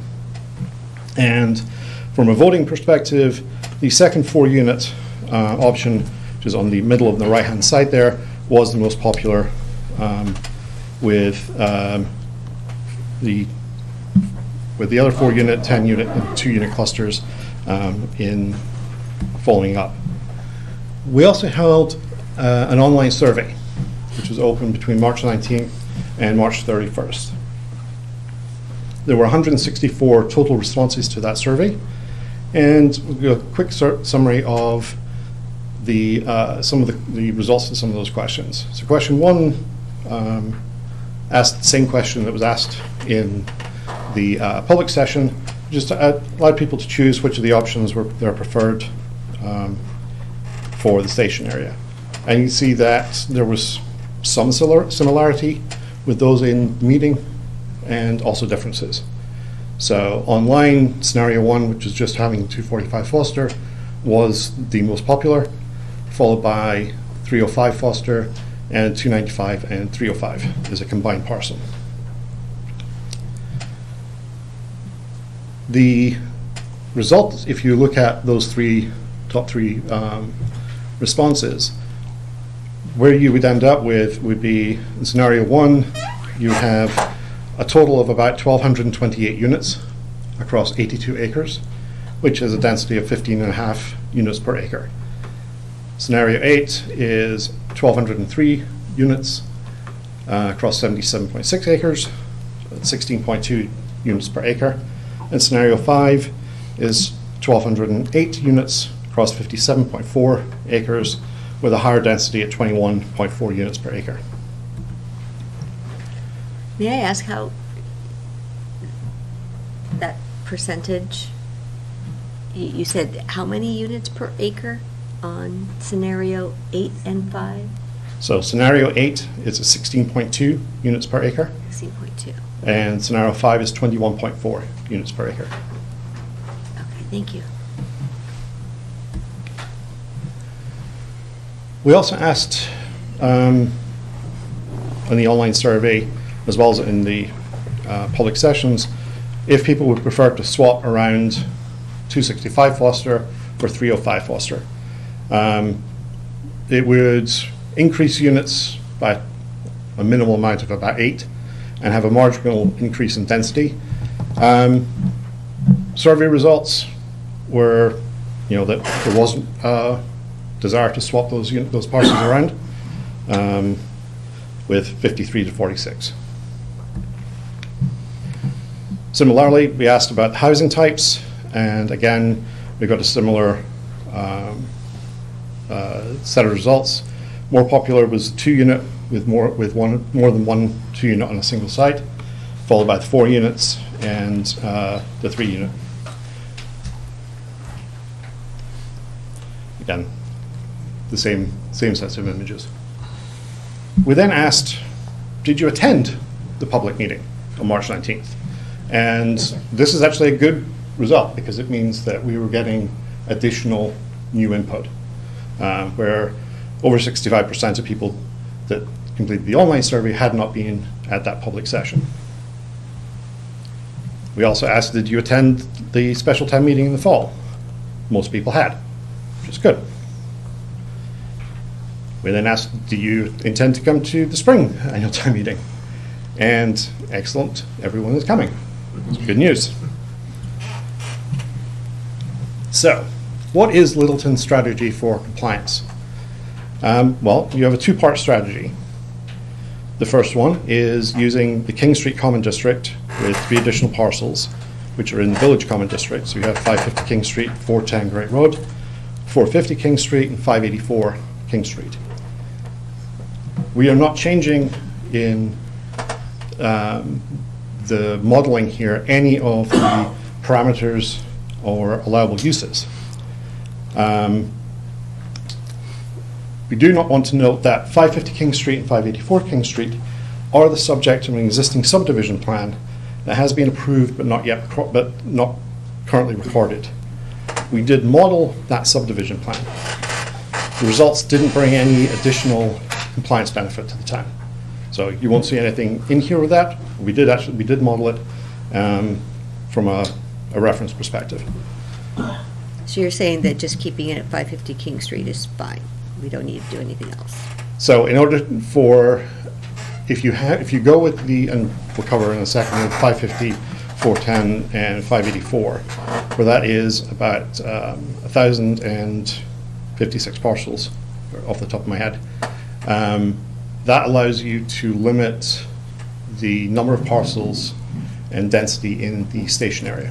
Right. If you reduce on King Street, you need to correspondingly increase in the station area. So if I understand your question, there was no benefit to the town to consider the subdivision parcels from the definitive subdivision. The being?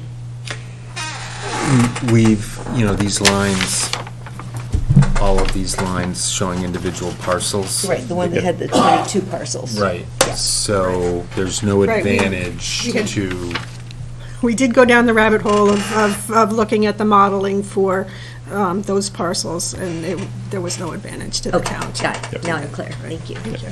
Okay. So, on the next slide. So, to locate everyone, we have on the map, on the left-hand side, just a map of the town, indicating where the station is, and where King Street Common zoning district is, and zoomed in on the right, the parcels and the King Street Common district area. The second part for Littleton strategy is looking at what you do in the station area. So the Executive Office of Housing and Livable Communities requires 20% of the land area and 20% of the units be within that half-mile radius. The public meeting reviewed 9 scenarios that were all compliant with that requirement.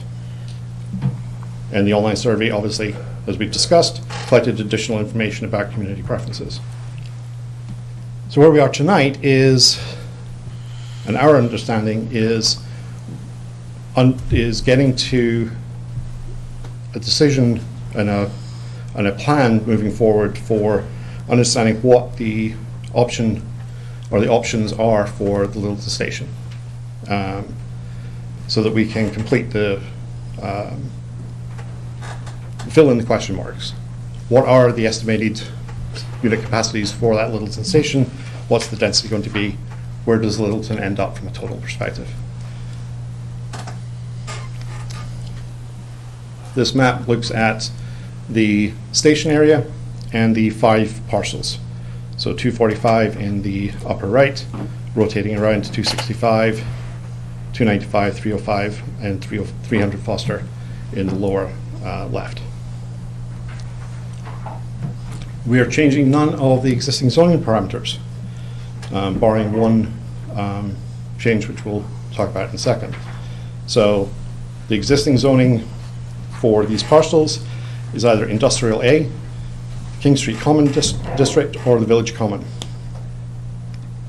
Minimum square footage is about 15,000 square feet in Industrial A and King Street, 50% lot area coverage, 80% total lot coverage, either 3, 6, or 2.5 stories is the maximum building height, 1.5, 1.25 for parking spaces per dwelling unit, and King Street has a dwelling unit capacity of 20 units per acre.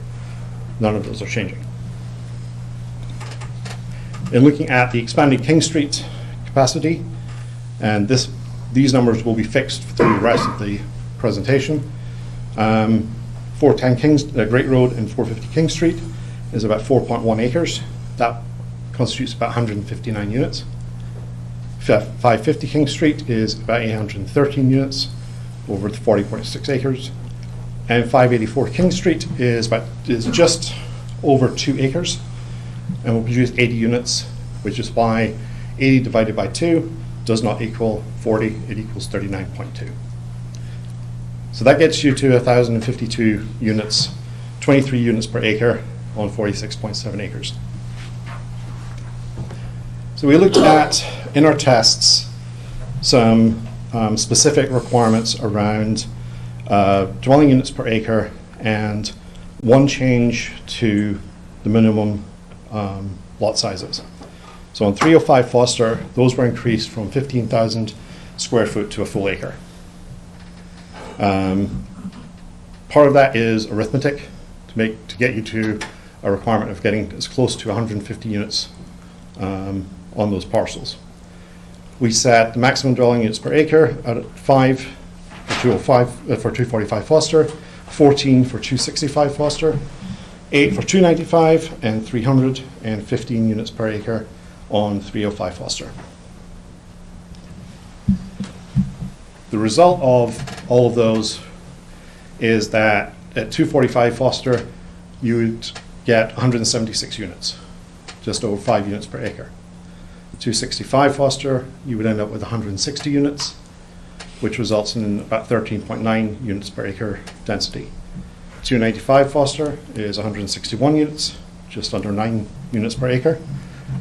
300 Foster is 164 units, about 8.5 units per acre, and 305 Foster is 156 units, about 14.5 units per acre. And again, the modeling was to try and get all of these individual districts as close to 150 while being compliant. The net result of all of that is if you combine King Street with each one of these districts, you get 1,228 units at 245 Foster at 15.5 units per acre, 1,212 units at 265, 21 units per acre, and so on, all round about 1,200 units per acre. Now, the key to point out here from a consideration perspective is that in the communities that have so far been reviewed by the state for compliance, districts which are really close to the 15 units per acre and really close to their number have tended to be cut by the state, bringing them below. So you really want to make sure you are above with a buffer, so that if the state decides that your unit capacity is a little optimistic, when they bring that down, you're still compliant, and you don't have to come back. You don't have to go back through the mill again. We also looked at a couple of multi-parcel combinations with King Street. In all of these combinations, what we did was cap them artificially to ensure that even though you were combining two parcels, you were still as close to 150 units as possible. So if you combine 295 and 300 Foster, and they're capped at 5 units per acre, you end up with 1,256 units at 15.2 units per acre. Combine 300 and 305, you're at 1,205, 15.9 units per acre. 295 and 305 Foster, again capped at 5, you're at 1,203 and 16.2 units per acre. And 265 and 305 Foster, if you cap those at 7 units per acre, then you are compliant and you have 1,205 units, 17 units per acre. Thank you. I'm happy to take questions, and I'll be here as you're discussing the rest of the zoning. Thank you. So, moving on, we have to kind of decide where we're going with this, because we need to bring something before us to town meeting. And as you heard, we have till December, so if we have to do tweaks, there's a lot at stake. The governor's not taking no for an answer. So we need to kind of decide what parcels we want to have at our next two meetings, which are going to be the 18th. What? Sorry, April 18th and May 2nd. Right. So we need to have where we want to go. We need to have a narrative, a draft done, everything else like that. I was a little surprised that the people that did the survey at home came up strongly in favor of 245 Foster Street, to the tune of, what, 25%? It was a third, almost a third. Yeah, 34. So. But 75% didn't want that, so. No, Yeah, but you know what? 66%. Mark, can you put up the final results of the online survey plus the workshop?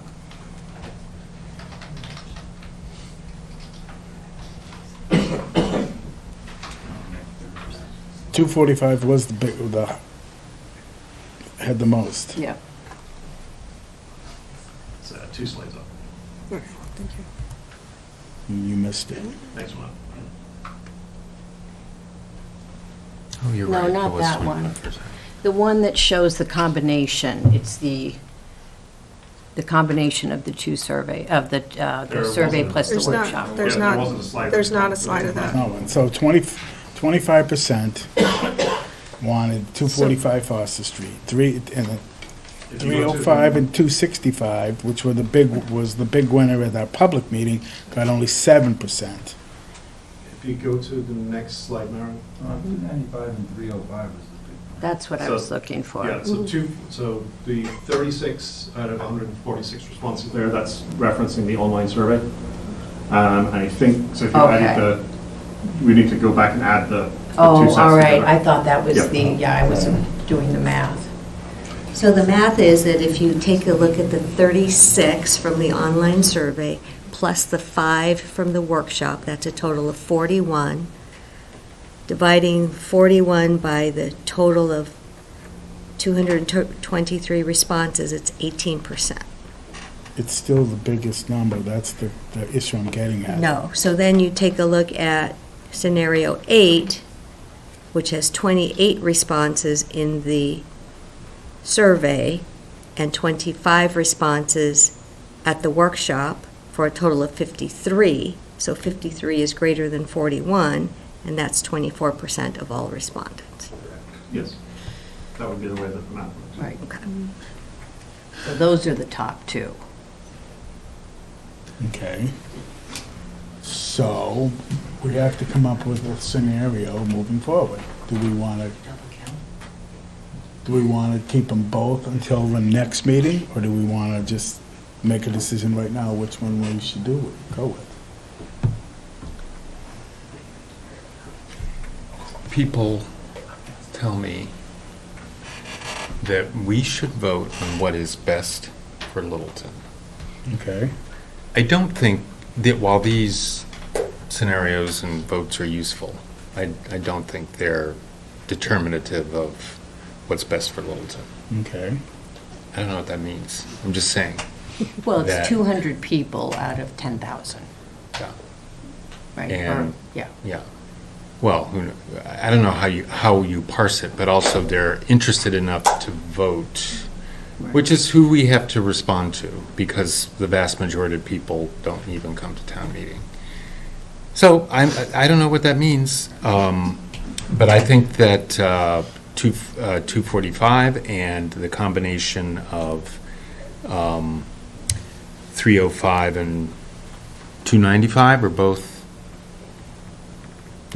viable. They essentially come out with the same overall density. I do have a question about, I'm still confused, and people really went crazy when we put in the 80 units at Yangtze River. How did that 80 units come about? Because we had the developer here who said, no, we're going to do 24. I had that conversation with Emily. She said the model will drop in two standard units next to each other without any space in between. So that comes from... And so it comes from the model. Well, that's just something that people are going to have really fixed on.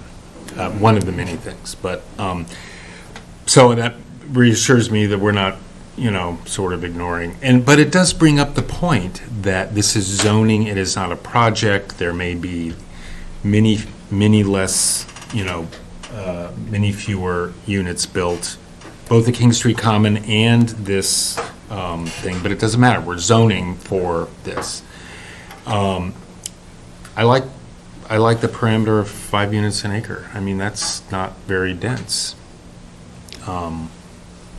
It's dense compared to Littleton, but, we have neighborhoods in town that are probably at that. Well, it's more green space, that's for sure. Yeah. Which we keep hearing is important. And that's 245. That's the one that... Well, one's 5.2, one's 5.8. Let's just call it. But that's combining the two of them together Yes. with two buildings. Yeah. Right. So what I'm trying to get here is, do we keep them both in play, because they're both neck and neck? The only thing that I find amazing is the online survey. 73% of those people said they were coming to town meeting, and we had a large amount of people that took the time to vote for it. That's surprising to me. So another way to actually look at this is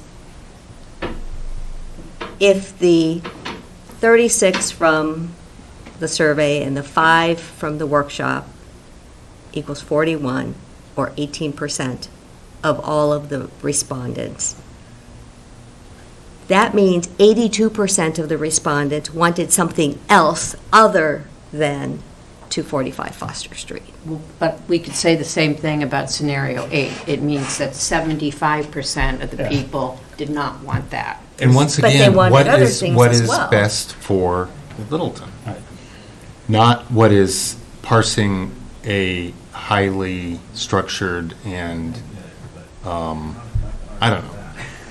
So- As I said, I think they're both, I think- they're both reasonable. I think we would make a huge error in not following through on what residents have said through these two mechanisms, because we said we wanted to get input. We now have this input, and to just turn our backs on it, I think, is wrong. How are we turning our backs on I think we have to include them both. I think we've listened to the input. We have to still keep both of them viable until we can make a final decision. I'd like to open it up to the public to listen to what they have to say, but I just want to make sure we're all, Yeah, to me, it comes down to those two scenarios. So we've narrowed it down, which is good. That was the point. Scenario 8. Right. yeah.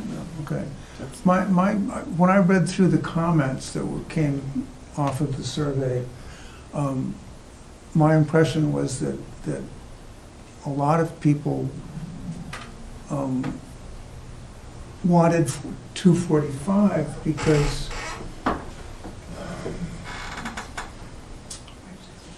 they didn't understand that, well, I don't know quite what I'm saying, but that they, a lot of people did not want 245 because they wanted to keep it green, open space, which is not going to happen. And that there was just so much confusion about what's happening with 245 that I don't think that's a reliable indicator. I think many more people would accept the scenario 8, just because that's straightforward. We can say that there's a road that goes to Taylor Street so that the traffic on Foster is reduced. It's across the tracks from the rest of Foster Street. And I mean, it's not involved with, open space. That whole issue of open space, I think, is just a red herring that people misunderstand. Well, I think if you want to pick up on what you had to say, so I think we did the scenario, everybody sat at their little tables and everything else, and they all kept saying, okay, let's do scenario 8 because we don't want anything to happen to 245. Right. Then when we were all done, the owner of 245 got up and said, we're telling you right now, if it's not housing, it's going to be industrial.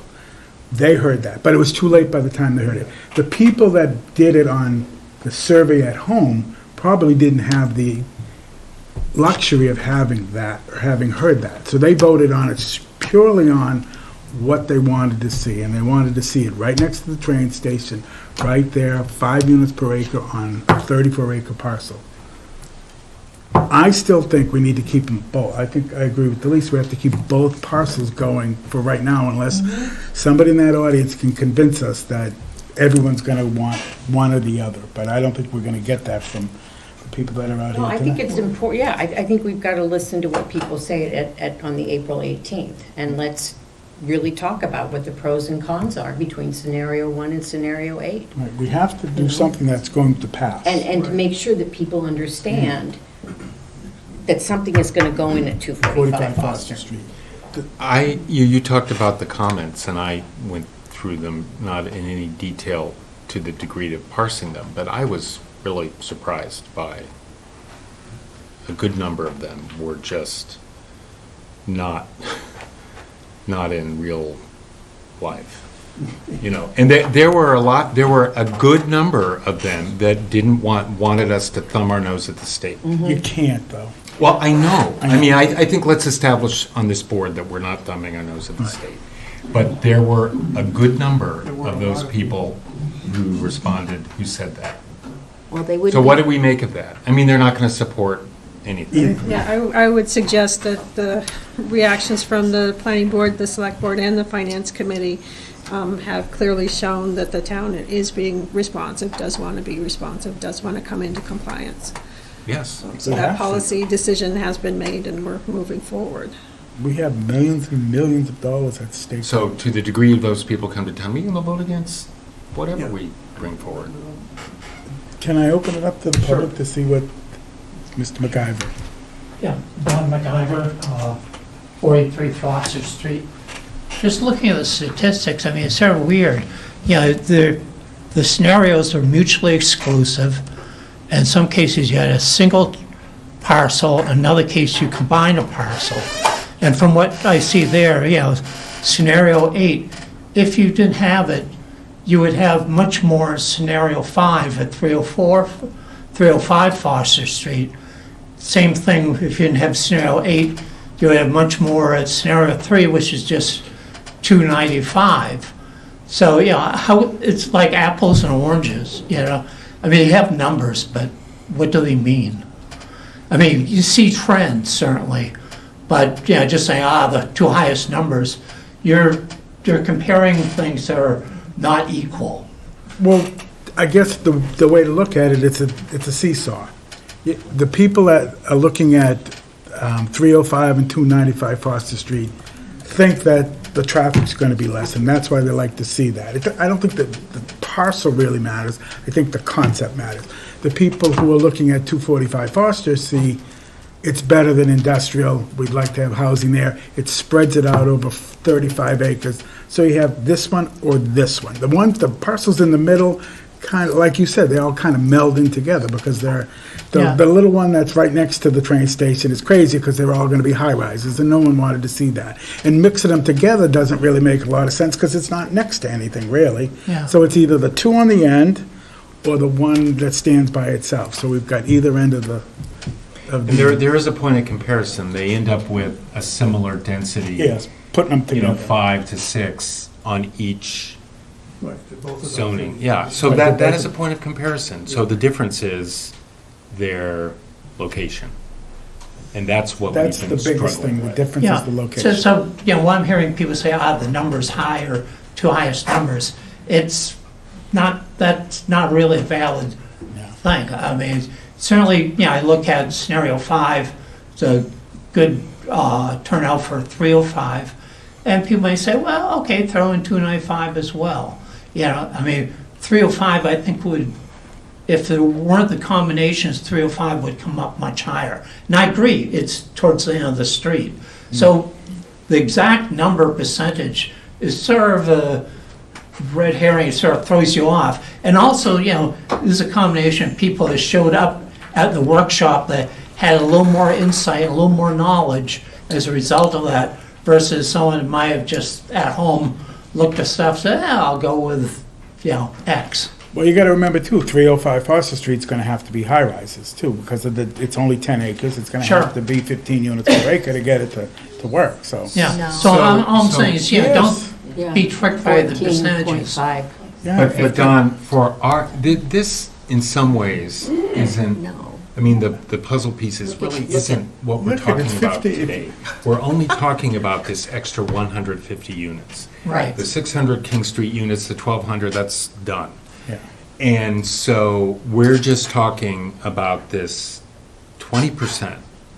We are so lucky that we had previously permitted King Street, or we'd really be in a pickle. Well, I agree, we're Yeah. fortunate, there's a major development happening at King Street.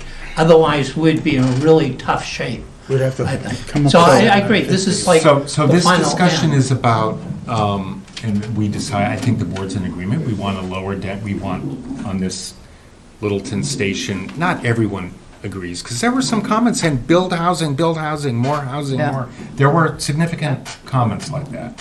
But we, as a board, I think, are working toward limiting the density, and we're allowed to because of the subsequent decision by the housing people, to limit the density to, 5 or 6 units and over a larger parcel. At the time of the last town meeting, we were told that any parcel had to have a 15-unit density. Now we can merge, the densities. So, we're not really that far.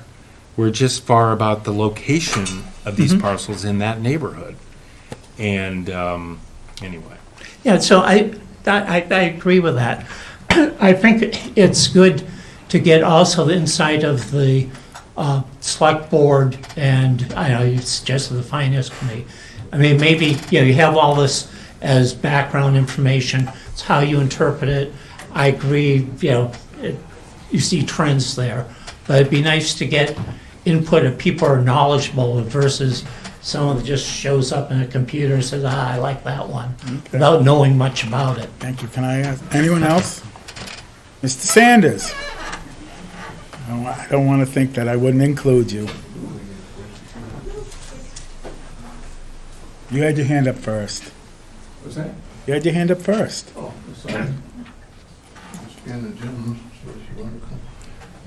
George Sanders, 672 Great Road. This is what I think, Mr. Chairman. I think, number one, I would like to know who is going to get on the floor to present this at the town meeting first. Who's going to do that? Because last year, it was a disaster. And this year, we don't have the time to waste. We need to answer the questions that they have at the town meeting the best that we can. And I'd just like to know who is going to get up there and going to answer this. You need to have somebody already in mind that is going to do that. I think we're thinking to have Emily, our consultant, handle the whole thing. Consultant. Have the consultant take care of it. Okay. The next thing is that the workshop was great because that is probably the first time it brought a number of people together to discuss what the concern was here in Littleton and learning about if you don't do certain things, you don't snub your nose up at the state because we have too much invested that we could lose for number one.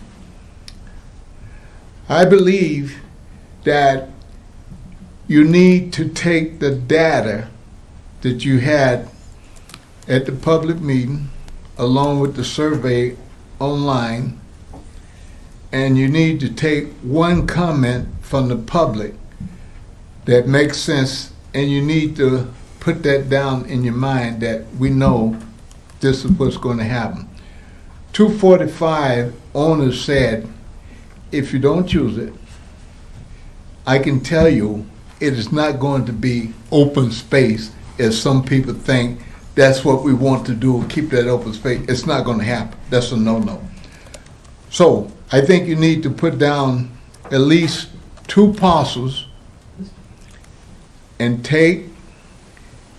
come the 18th, you need to do what is in the best interest of the people here in Littleton with regards to the MBTA 20% within a half a mile of the station over there. That's the focus point that y'all need to come to conclusion and say, this is what we're going to do, and we need to make sure that Emily has all the ins and outs with regard as to why this was the best solution that the planning board, and now we're asking you as citizens and voters here to do this. Thank you, George. George, can I ask you a question? Do you think on town meeting that we should refer to these surveys at all?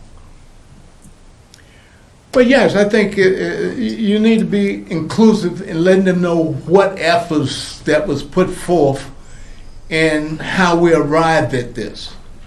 And we took that in consideration, And it looks that, between the two, we chose what we think is in the best interest of Littleton. Okay. Thank you. Thank you. Karen? Karen Morrison, 11 Spruce Street. Mr. Yates, to your question, I would give an emphatic yes. I think the planning board needs to show its work, so to speak, right? That's what they tell all our kids. You can't just show the answer, you've got to show how you got there. But And I think that'll be much more convincing. Okay, I accept that. I guess my question is, do we do things based on a popular vote? Everything. There's a lot of things that go on that are really bad that need people who might be popular, might be popular. That's just what I'm struggling with. Sure. About that survey. So I think, I think it's a fair question. I can't answer it for you. Okay. But I would say that personally, as a select board member, I do think that you do need to take into account the folks you haven't heard from. And some of those folks voted for you. Mm-hmm. And you are their judgment. You're their decision maker by proxy. I was going to encourage the board to consider, having attended the meeting, that, again, I think Mr. Montanari discussed this, there was a lot of discussion about where ingress and egress is and where traffic's going to go. And the 295-305 Foster Street vote indicates that, right? That a lot of folks are interested in having a Taylor Street ingress and egress. But I would say that to really understand how important the traffic flow is to folks is add together all the parcels that had Taylor Street access and see what see how that number compares to the ones that only have Foster Street access. I think that's a fair point to be considered. Because this wasn't ranked choice voting, so just because they didn't vote for 295-305, if they voted for another parcel that had Foster Street access, they might have very much preferred. I think it's fair to assume they would have preferred one with Foster Street access. Thank you. Yes, sir. Taylor Street access. Why did nobody stop me? I was hoping you would say. Can I just make one comment? Because there are a lot of comments about that. But this is a zoning article that will not include ingress or egress. It will just be implied in the location of the parcel. Right. Okay. People need to understand that. Yeah. Yes, sir. Saul Marini, 149 Hartwell. I guess two things. One, I think to Mr. Sanders' point, the presentation and the background information presented ahead of the town meeting are going to be critical to getting support for this. Last time we showed up and things had changed between your last meeting and town meeting, and I think that put a lot of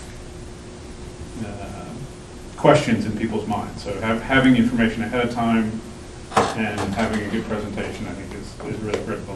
The other piece, I think, is the data you have is guidance, but you've got 30% of the people who responded online were at the meeting, so you're counting them twice.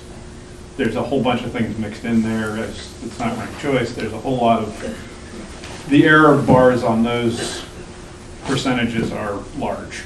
So it's guidance, it's useful, but it's not definitive by any stretch. Thank you. Anyone else? Yes, ma'am.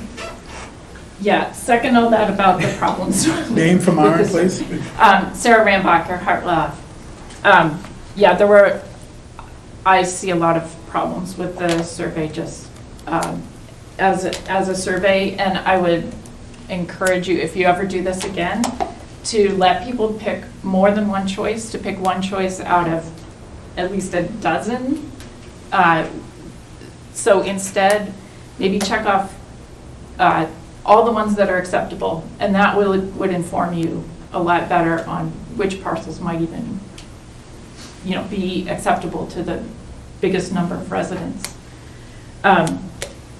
If your end goal is to pass at town meeting, you might want to think about, if you chose the 295-305 option, that takes the question of, I don't want to close off, I don't want to build on open space out of it.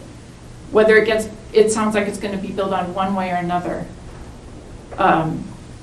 So if your goal is making sure that this passes so that we are compliant with the state, then I would consider maybe if you use that other one, that takes the open space question out of it.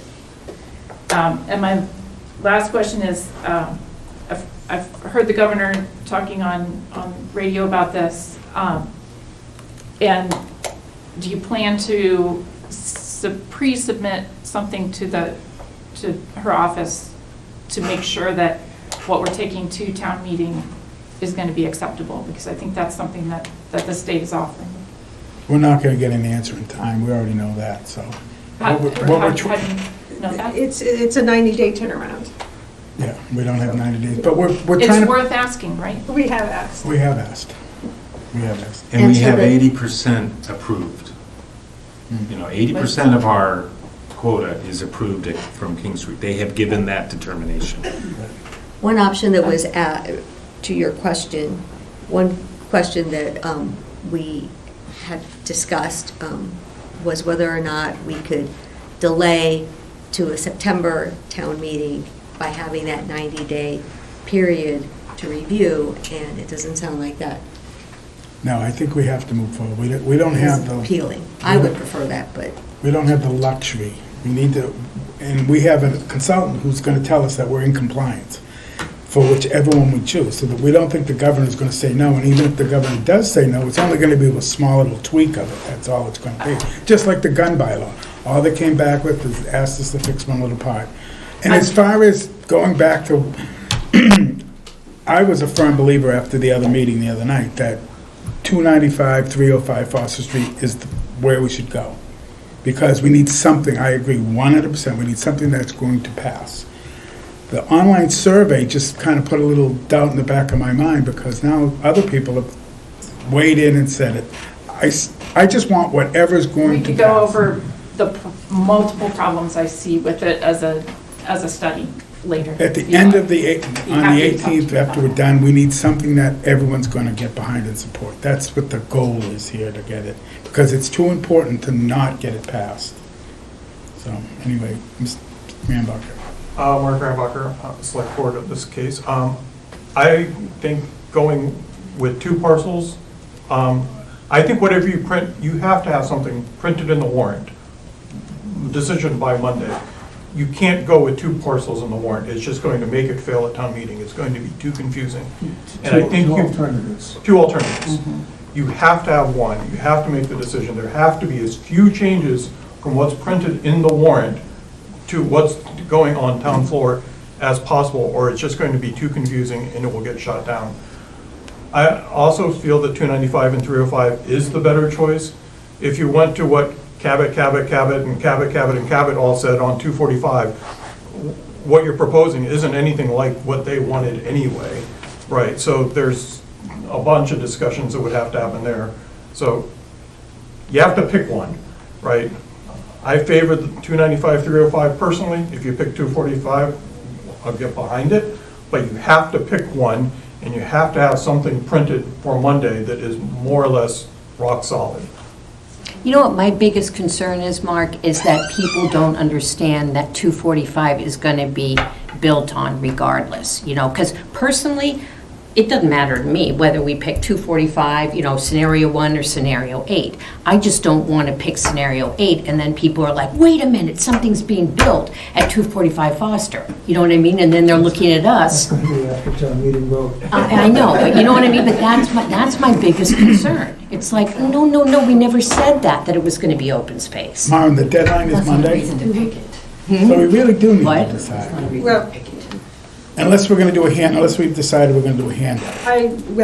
if you go with two different scenarios, then there definitely will be a handout. I'm with Mark,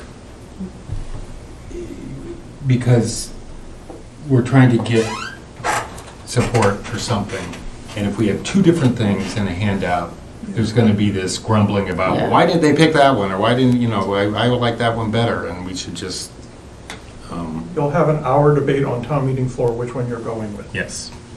No, I was hoping we would have an answer before we got to town meeting, one or the other. You want to speed Yeah, it but up. you're I right. wanted to wait till the 18th. Yeah, but they're Yeah. just talking about the warrant. If we have to have something printed, ready for Monday to be printed, yeah, I'm with you. Well, Let's just pick one. look, we have some other people. I will ask a couple more. Go ahead, Mr. Houston.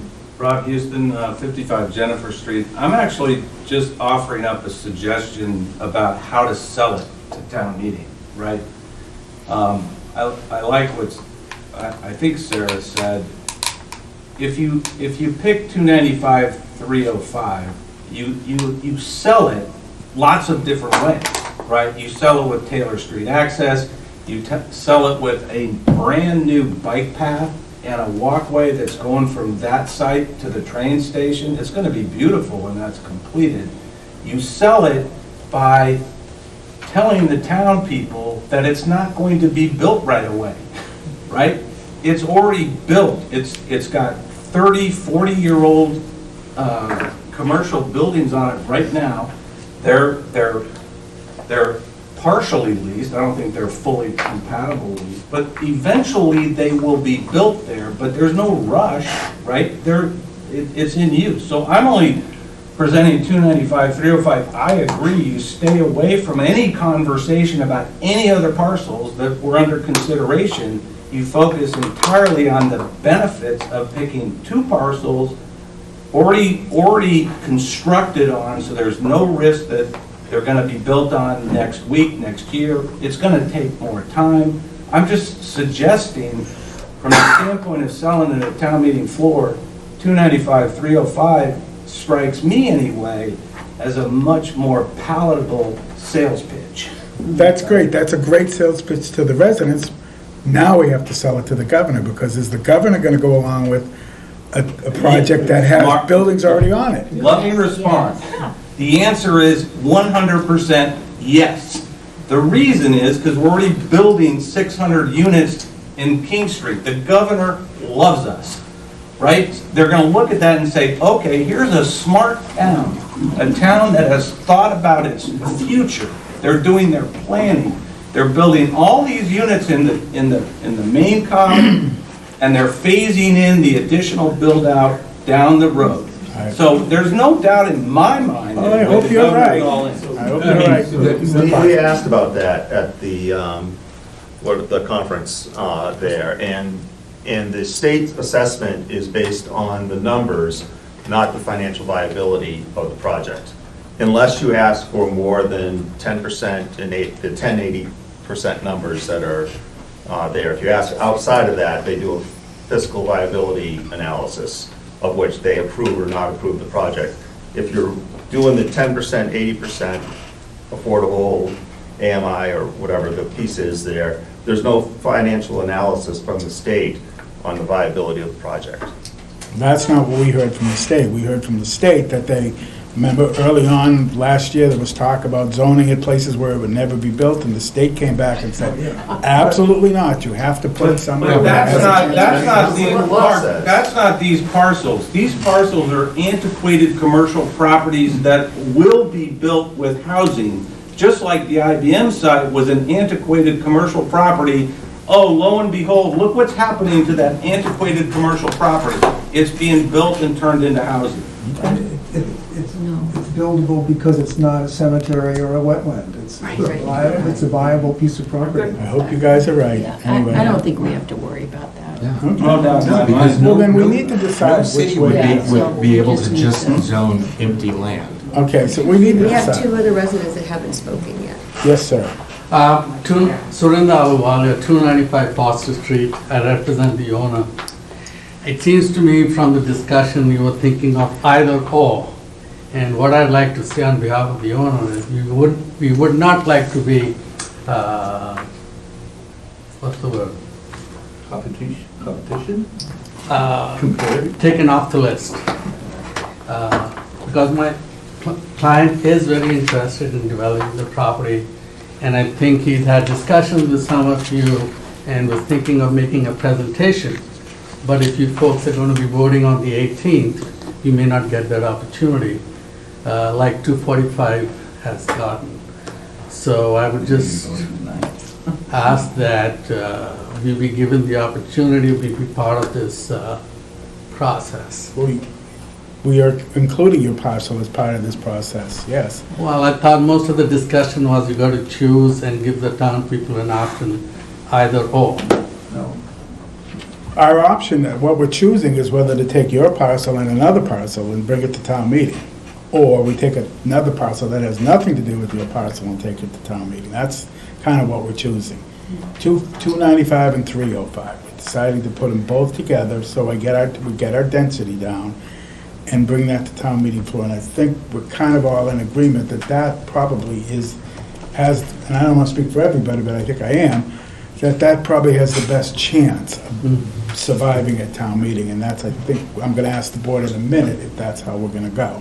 You think we could have an opportunity to make a little presentation? No, we're just talking about the concept of rezoning it right now. If you want to come in with a proposal after we get approval from the town, more than welcome to do it, right? We don't want to, we just want to know that those parcels are the ones that we're talking about rezoning. And we're going to continue this meeting on the 18th to get finalized for town meeting floor and things like that. So that's what we're really discussing right now. Your parcel and the parcel next to you to get the density at somewhere around 5 units per acre. Okay. Anybody else? Mr. Sanders, one last chance before I poll the board and we move forward with this. Brevity, right? Say again? Oh, yeah, quick. Reader's Digest. Hey. George Sanders, 672 Great Ruin. I've heard here tonight, what are you going to do? They said, well, it's better you take one and vote on it and go with it. Now I heard you say just a few moments ago, we're going to continue this to the 18th. Now, this gentleman over here said, don't take me off the list. Well, somebody's going to come off the list. No, George, we're taking... When you vote, when you vote for the one that you're going to go forward at the town meeting, then you're going to eliminate, let's say, 295, 305, or whatever. Or you're going to do a handout, and they said, well, that would be confusing to the people. We're not going to, George. We're going to vote on one parcel, one scenario tonight. Okay. And it looks like that scenario, after talking to everybody on the board and everybody here, is going to be 305 and 295 Foster Street. That parcel is what we're going to suggest we bring to town meeting floor. Now, let me ask you a question there. Are you going to have some in the warrant about this from what you vote here tonight? Yes, we have to get it done from Monday. That's why we're voting it tonight, not doing it on the 18th. So we have it done, written, ready to go for the warrant. It'll be written in the warrant, and it won't be a handout, George. That's what we're doing right now. Well, I think that's the best way to go. Put it in the warrant, everybody get a chance to read it, and none of this extra stuff. No because extra. That causes confusion. That's what we're going to do right now. Watch me. Thank you. Okay, so we have to make a recommendation, right? Yeah, you have to make a recommendation. So I heard the question about, do you intend to continue the public hearing on MBTA communities to another evening? Yes. And also make this recommendation now? I think we make this recommendation and continue it till the 18th. I think it makes more sense. We have to work on it. We have to make sure the more people that hear about it and come to the meetings, the better off we're going to be for town meeting. The more information we give, the better off we're going to be. So I'll poll the board. I think we need to decide, of the scenarios that we've had in front of us, what do we think is has the best chance of passing at town meeting floor? Jeff? So I think the 295, 305 scenario has the best chance. I am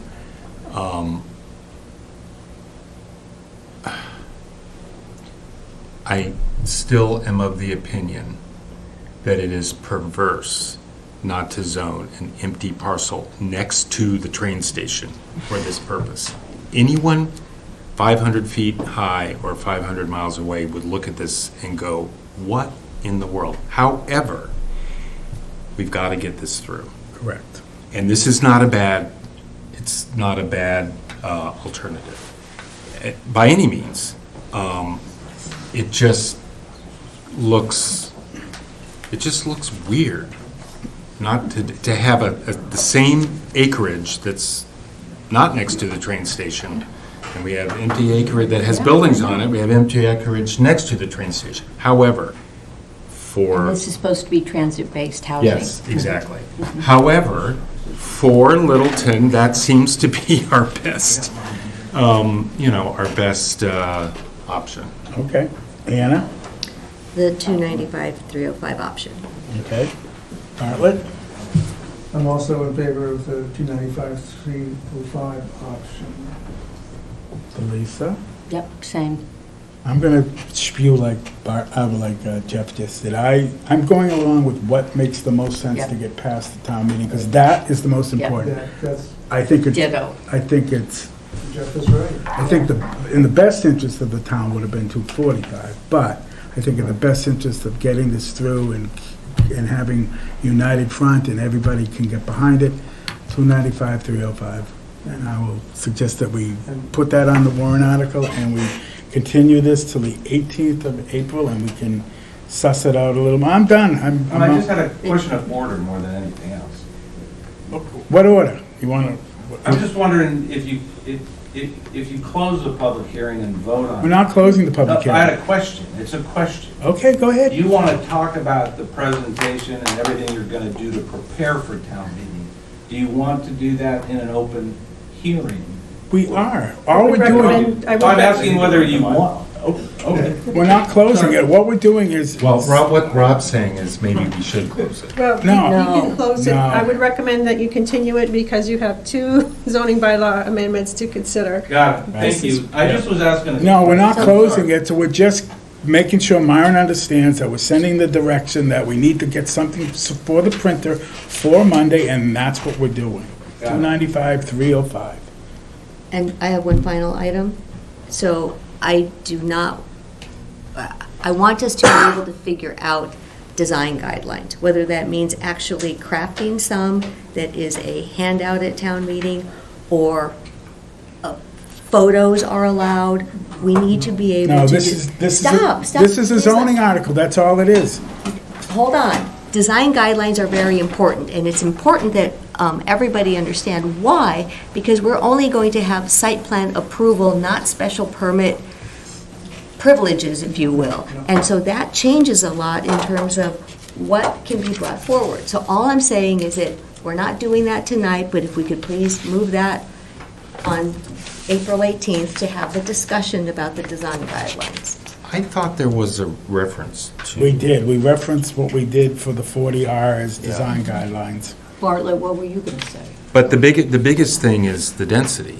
I mean, that's gonna. That's what we have to sell. The minute you start talking about pictures or design guidelines, people are going to get very specific and say, I don't like this, I don't like that, I wouldn't live there. And the feedback I got about the public meeting that we had on March 18th was that the photographs of the building types were a complete disaster because if people focused on, I don't like that look, I wouldn't live there, and they just completely lost track of the density focus that we were trying to push. So I think that talking only about density And zoning. and zoning. And Only about zoning. And I understand all that. Okay. However, in all the other zoning projects that have been done, we've always had renderings of what it could potentially be, right? And so that's one of those things that I think, We did with form-based code. yeah. Because that was talking about shapes, and this is not talking about No, this shapes, is we're zoning. talking about. We can decide on the 18th, We could okay? decide on the 18th. I would Well, agree.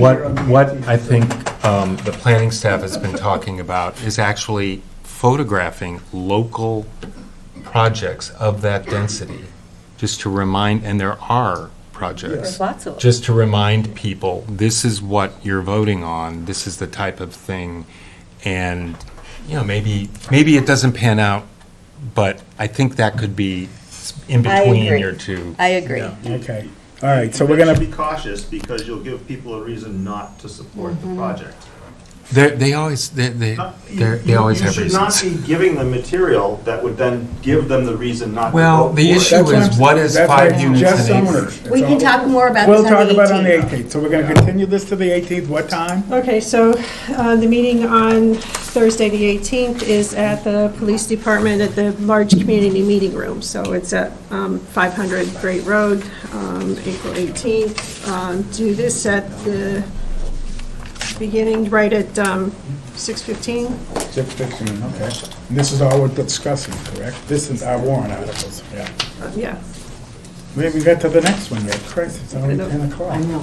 Are you leaving? Yeah, I have to get up in 5 hours. All right. Okay, so you continue the portion of the public hearing regarding MBTA communities to Thursday, April 18th at 6:15 PM. 6:15 at the police station. Police Station, 500 Great Road. And you do have the other section of this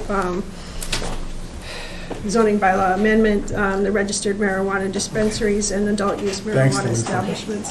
I would say thank you to Ewan and Yes, thank remind you. him that he doesn't have to sit Yeah, through you don't have to sit the for this one. marijuana discussion. Appreciate your help tonight. Okay. Different Yeah. smoking ones? Okay, so this other bylaw that we're trying to establish is to limit the amount of grow facilities in the town of Littleton. Our town council and our experts have said that right now, 4 could be built. Well, right now, there's an not a unlimited limit, right. There's not a limit on the number of grow facilities that you could issue special permits for. And given the fact that most people in the town of Littleton has decided that they don't like the fact that we have grow facilities in Littleton, we thought it would be prudent if we came up with a warrant article that would limit the amounts to what we already have and leave it at that, correct? So we consider, technically, we have two licenses for a grow facility, a medical and a recreational. That's how we'd like to keep it, so nobody else can do it. So in order to do that, Ivrea, right? Ivrea. Ivrea has suggested that we put the warrant article on the warrant, get it past the town meeting, and then we have to have a vote on it at November, You would also need a ballot vote. a ballot vote in November. Because you're restricting the number of craft marijuana cooperative grow facilities to 0. Right, so we're Which getting is rid of less everything than is else. allowed under CCC regulations without a ballot vote. Right, so that, we could not do it, but we'd be taking the chance that someone would appeal our decision to the Attorney General. So the correct way to do it is to do this first, and then in November, come back with a ballot question. Right. And I really appreciate Ivrea's thought process on this because she has set up the warrant article so that if the ballot doesn't pass, then you still have the restriction to 1 rather than an unlimited number of craft cooperative growers. So that's what we're trying to do. So just, the ballot would limit it to 0. Correct. And So so that's why this article is here. Does anyone want to talk about it? Anyone want to tell us whether they want it or don't want it? But I think we've gotten a consensus, especially given the fact that it's not a money generator like everyone had thought it was going to be. And, we did vote to be a marijuana community, but. Well, even if it was a money generator, it's a neighborhood scourge, so, or hopefully not further, but. Our decision was to try to do what we could so that no more could come into town. Got our 1, we'll deal with that, we'll hopefully make the best of that situation, and no more. Good. And in the process, update the bylaws on the book to current CCC standards. Anybody? George, you want to talk about it? You care? No? No? You good? So, Good. Go ahead. so the way that this is set up, quite frankly, is incredibly convoluted. It's not easy. Yeah. So, I agree. That's That's zoning. absolutely, yeah, this is I agree with the state, absolutely. But it'll work. Head exploding. I would have rather just gone to a regular meeting, voted no, and then take our chances. well, why can't we do that? Because we run the risk of somebody appealing our decision, and And who would, Somebody who wants to come in and put a marijuana facility would come in and argue that we didn't have the right to do it, we didn't do it correctly. I would just assume do it the easy way, but we've been told that Well, we're going to this do it vote would correctly. limit it, the town meeting vote would limit it to 1, which is better than unlimited. Right. And then to get it to 0, we'd have to go to the ballot. Right. I know, it's convoluted, the whole thing is, but that's the route we have to take. It's a two-part thing, so. It's already written, ready to go, ready for the printer, correct? Yes. I have a comment on page 4 at the bottom, or 3/4 down, line 15, or Article 15, or Item 15. Certification to the SPGA. Application as required by 173-198D. And I do not find 198D here. I find 198A and B.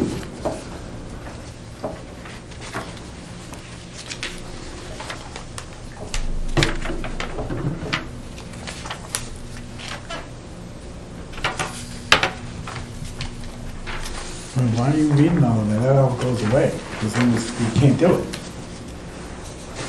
Right? That's, we're abolishing 178, 98, A, B, C, D, E, F, G. We're getting rid of them all. So why do you care? Yeah, we're getting rid of everything. I thought we were voting for it. We're voting to get rid of it.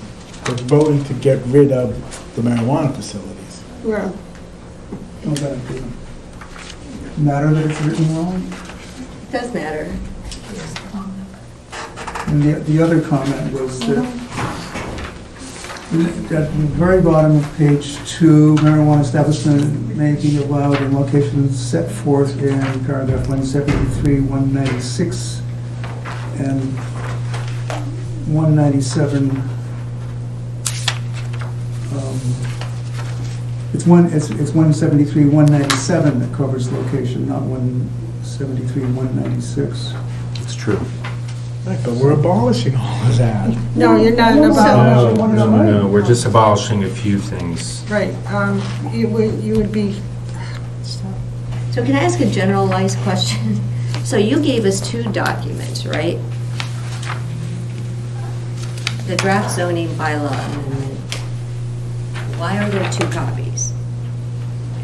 I have you this had one. asked for, one of them has Evie's comments that she didn't care to have handed out to everybody, and the other one is what's been handed out to everybody. Okay. And then I had also emailed you the red line Yep. that shows the changes from the current. Right, and there are a lot of things from our original bylaw that aren't in there, and so here's my concern. I wanted this to be simple. This has so much ability to be not what we wanted, and that's my big concern. I don't know why it isn't simple. All we're doing is abolishing marijuana facilities that anywhere in the town of Littleton other than the ones that we already have. You know, there's stuff that's even missing from it. As an example, she didn't speak to, let me see.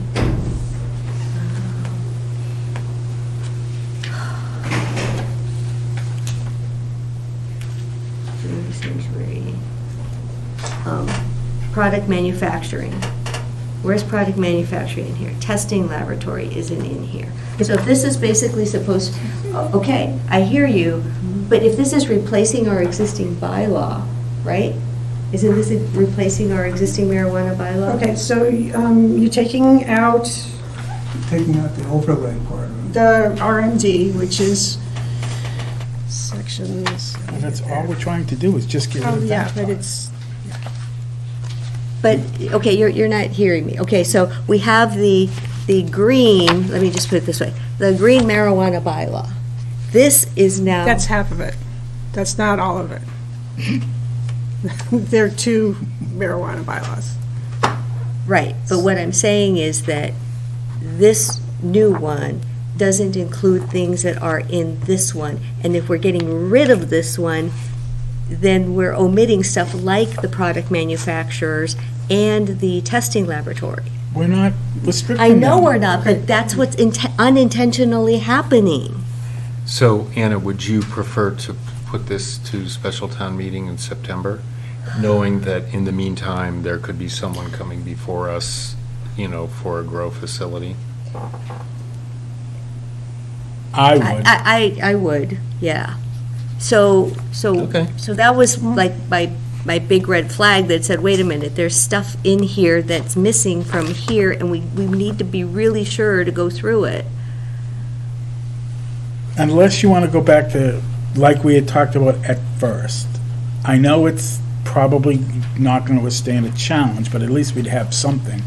Nice Well, and the benefit that the planning board has is you've advertised and opened a public hearing on a zoning bylaw amendment to limit the number of marijuana facilities. You could take the stance that you're already working on it, and so any new applications. Is under if- that Right. is- mhm. So there's a moratorium on any new Well, applications? You Could can't we? use that word. You're right, you can't Can't use that say it word, like but that, in effect, that's what We you'd be have the- standing on. We have the protection now. So why don't we continue it until the fall? Okay, Well, so summer. date certain? What? We continue it into the summer. Yeah, for fall prep. Fall town meeting, Yes. yes. Yes. So. We need an easy one. It can't have, it can't be, I agree. I mean, the whole cannabis thing is mind yeah. exploding. I mean, not necessarily our bylaw, but the regime of the CCC. Right. So do you want to continue it site-specific or It has to be date-specific dates. to? Can we do the June meeting?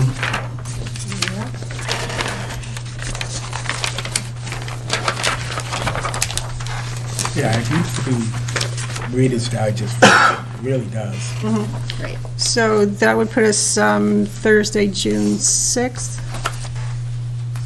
Oh, Fine. I won't be here, but that's fine. We'll just put it, Thursday, June 6th, we'll pick 6:30 PM. yep. Do you want us to change the meeting date? No, I'll look at I'll review it. Mullinize it. Yeah. Okay.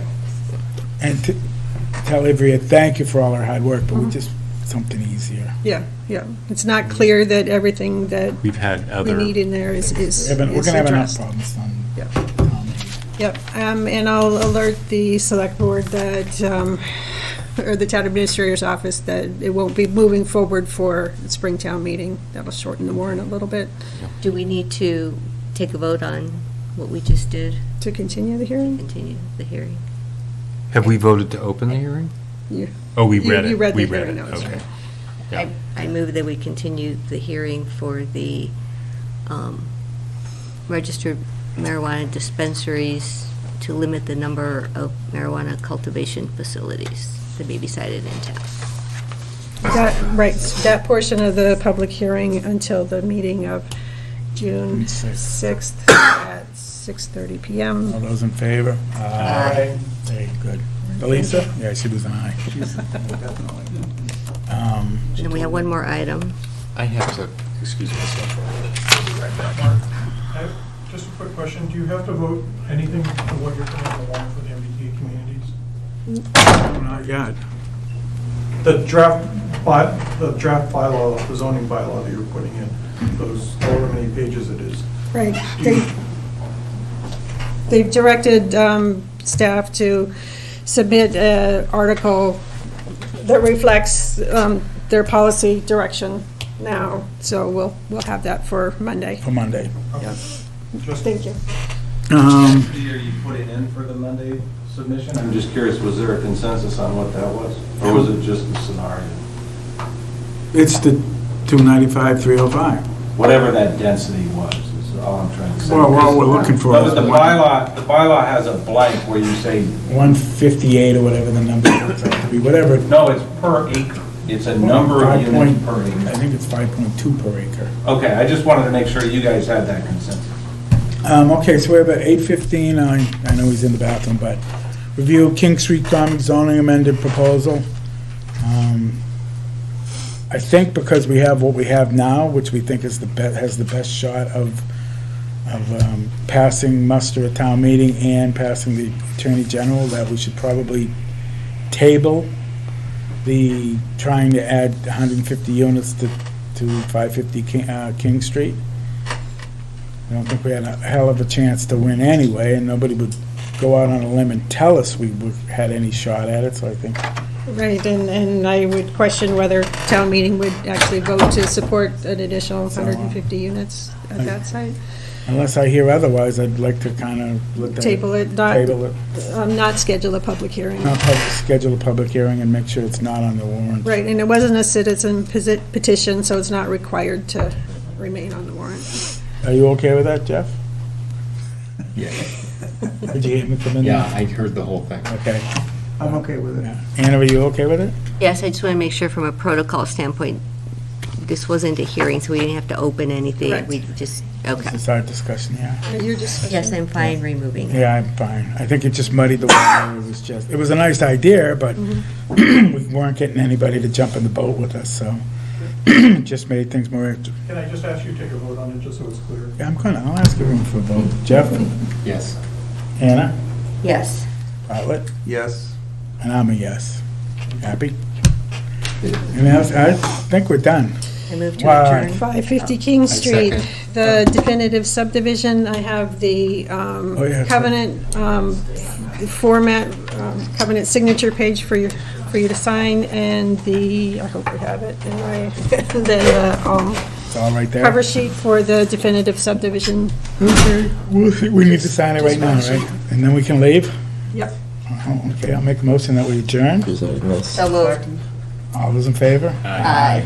Okay. You can shut us off.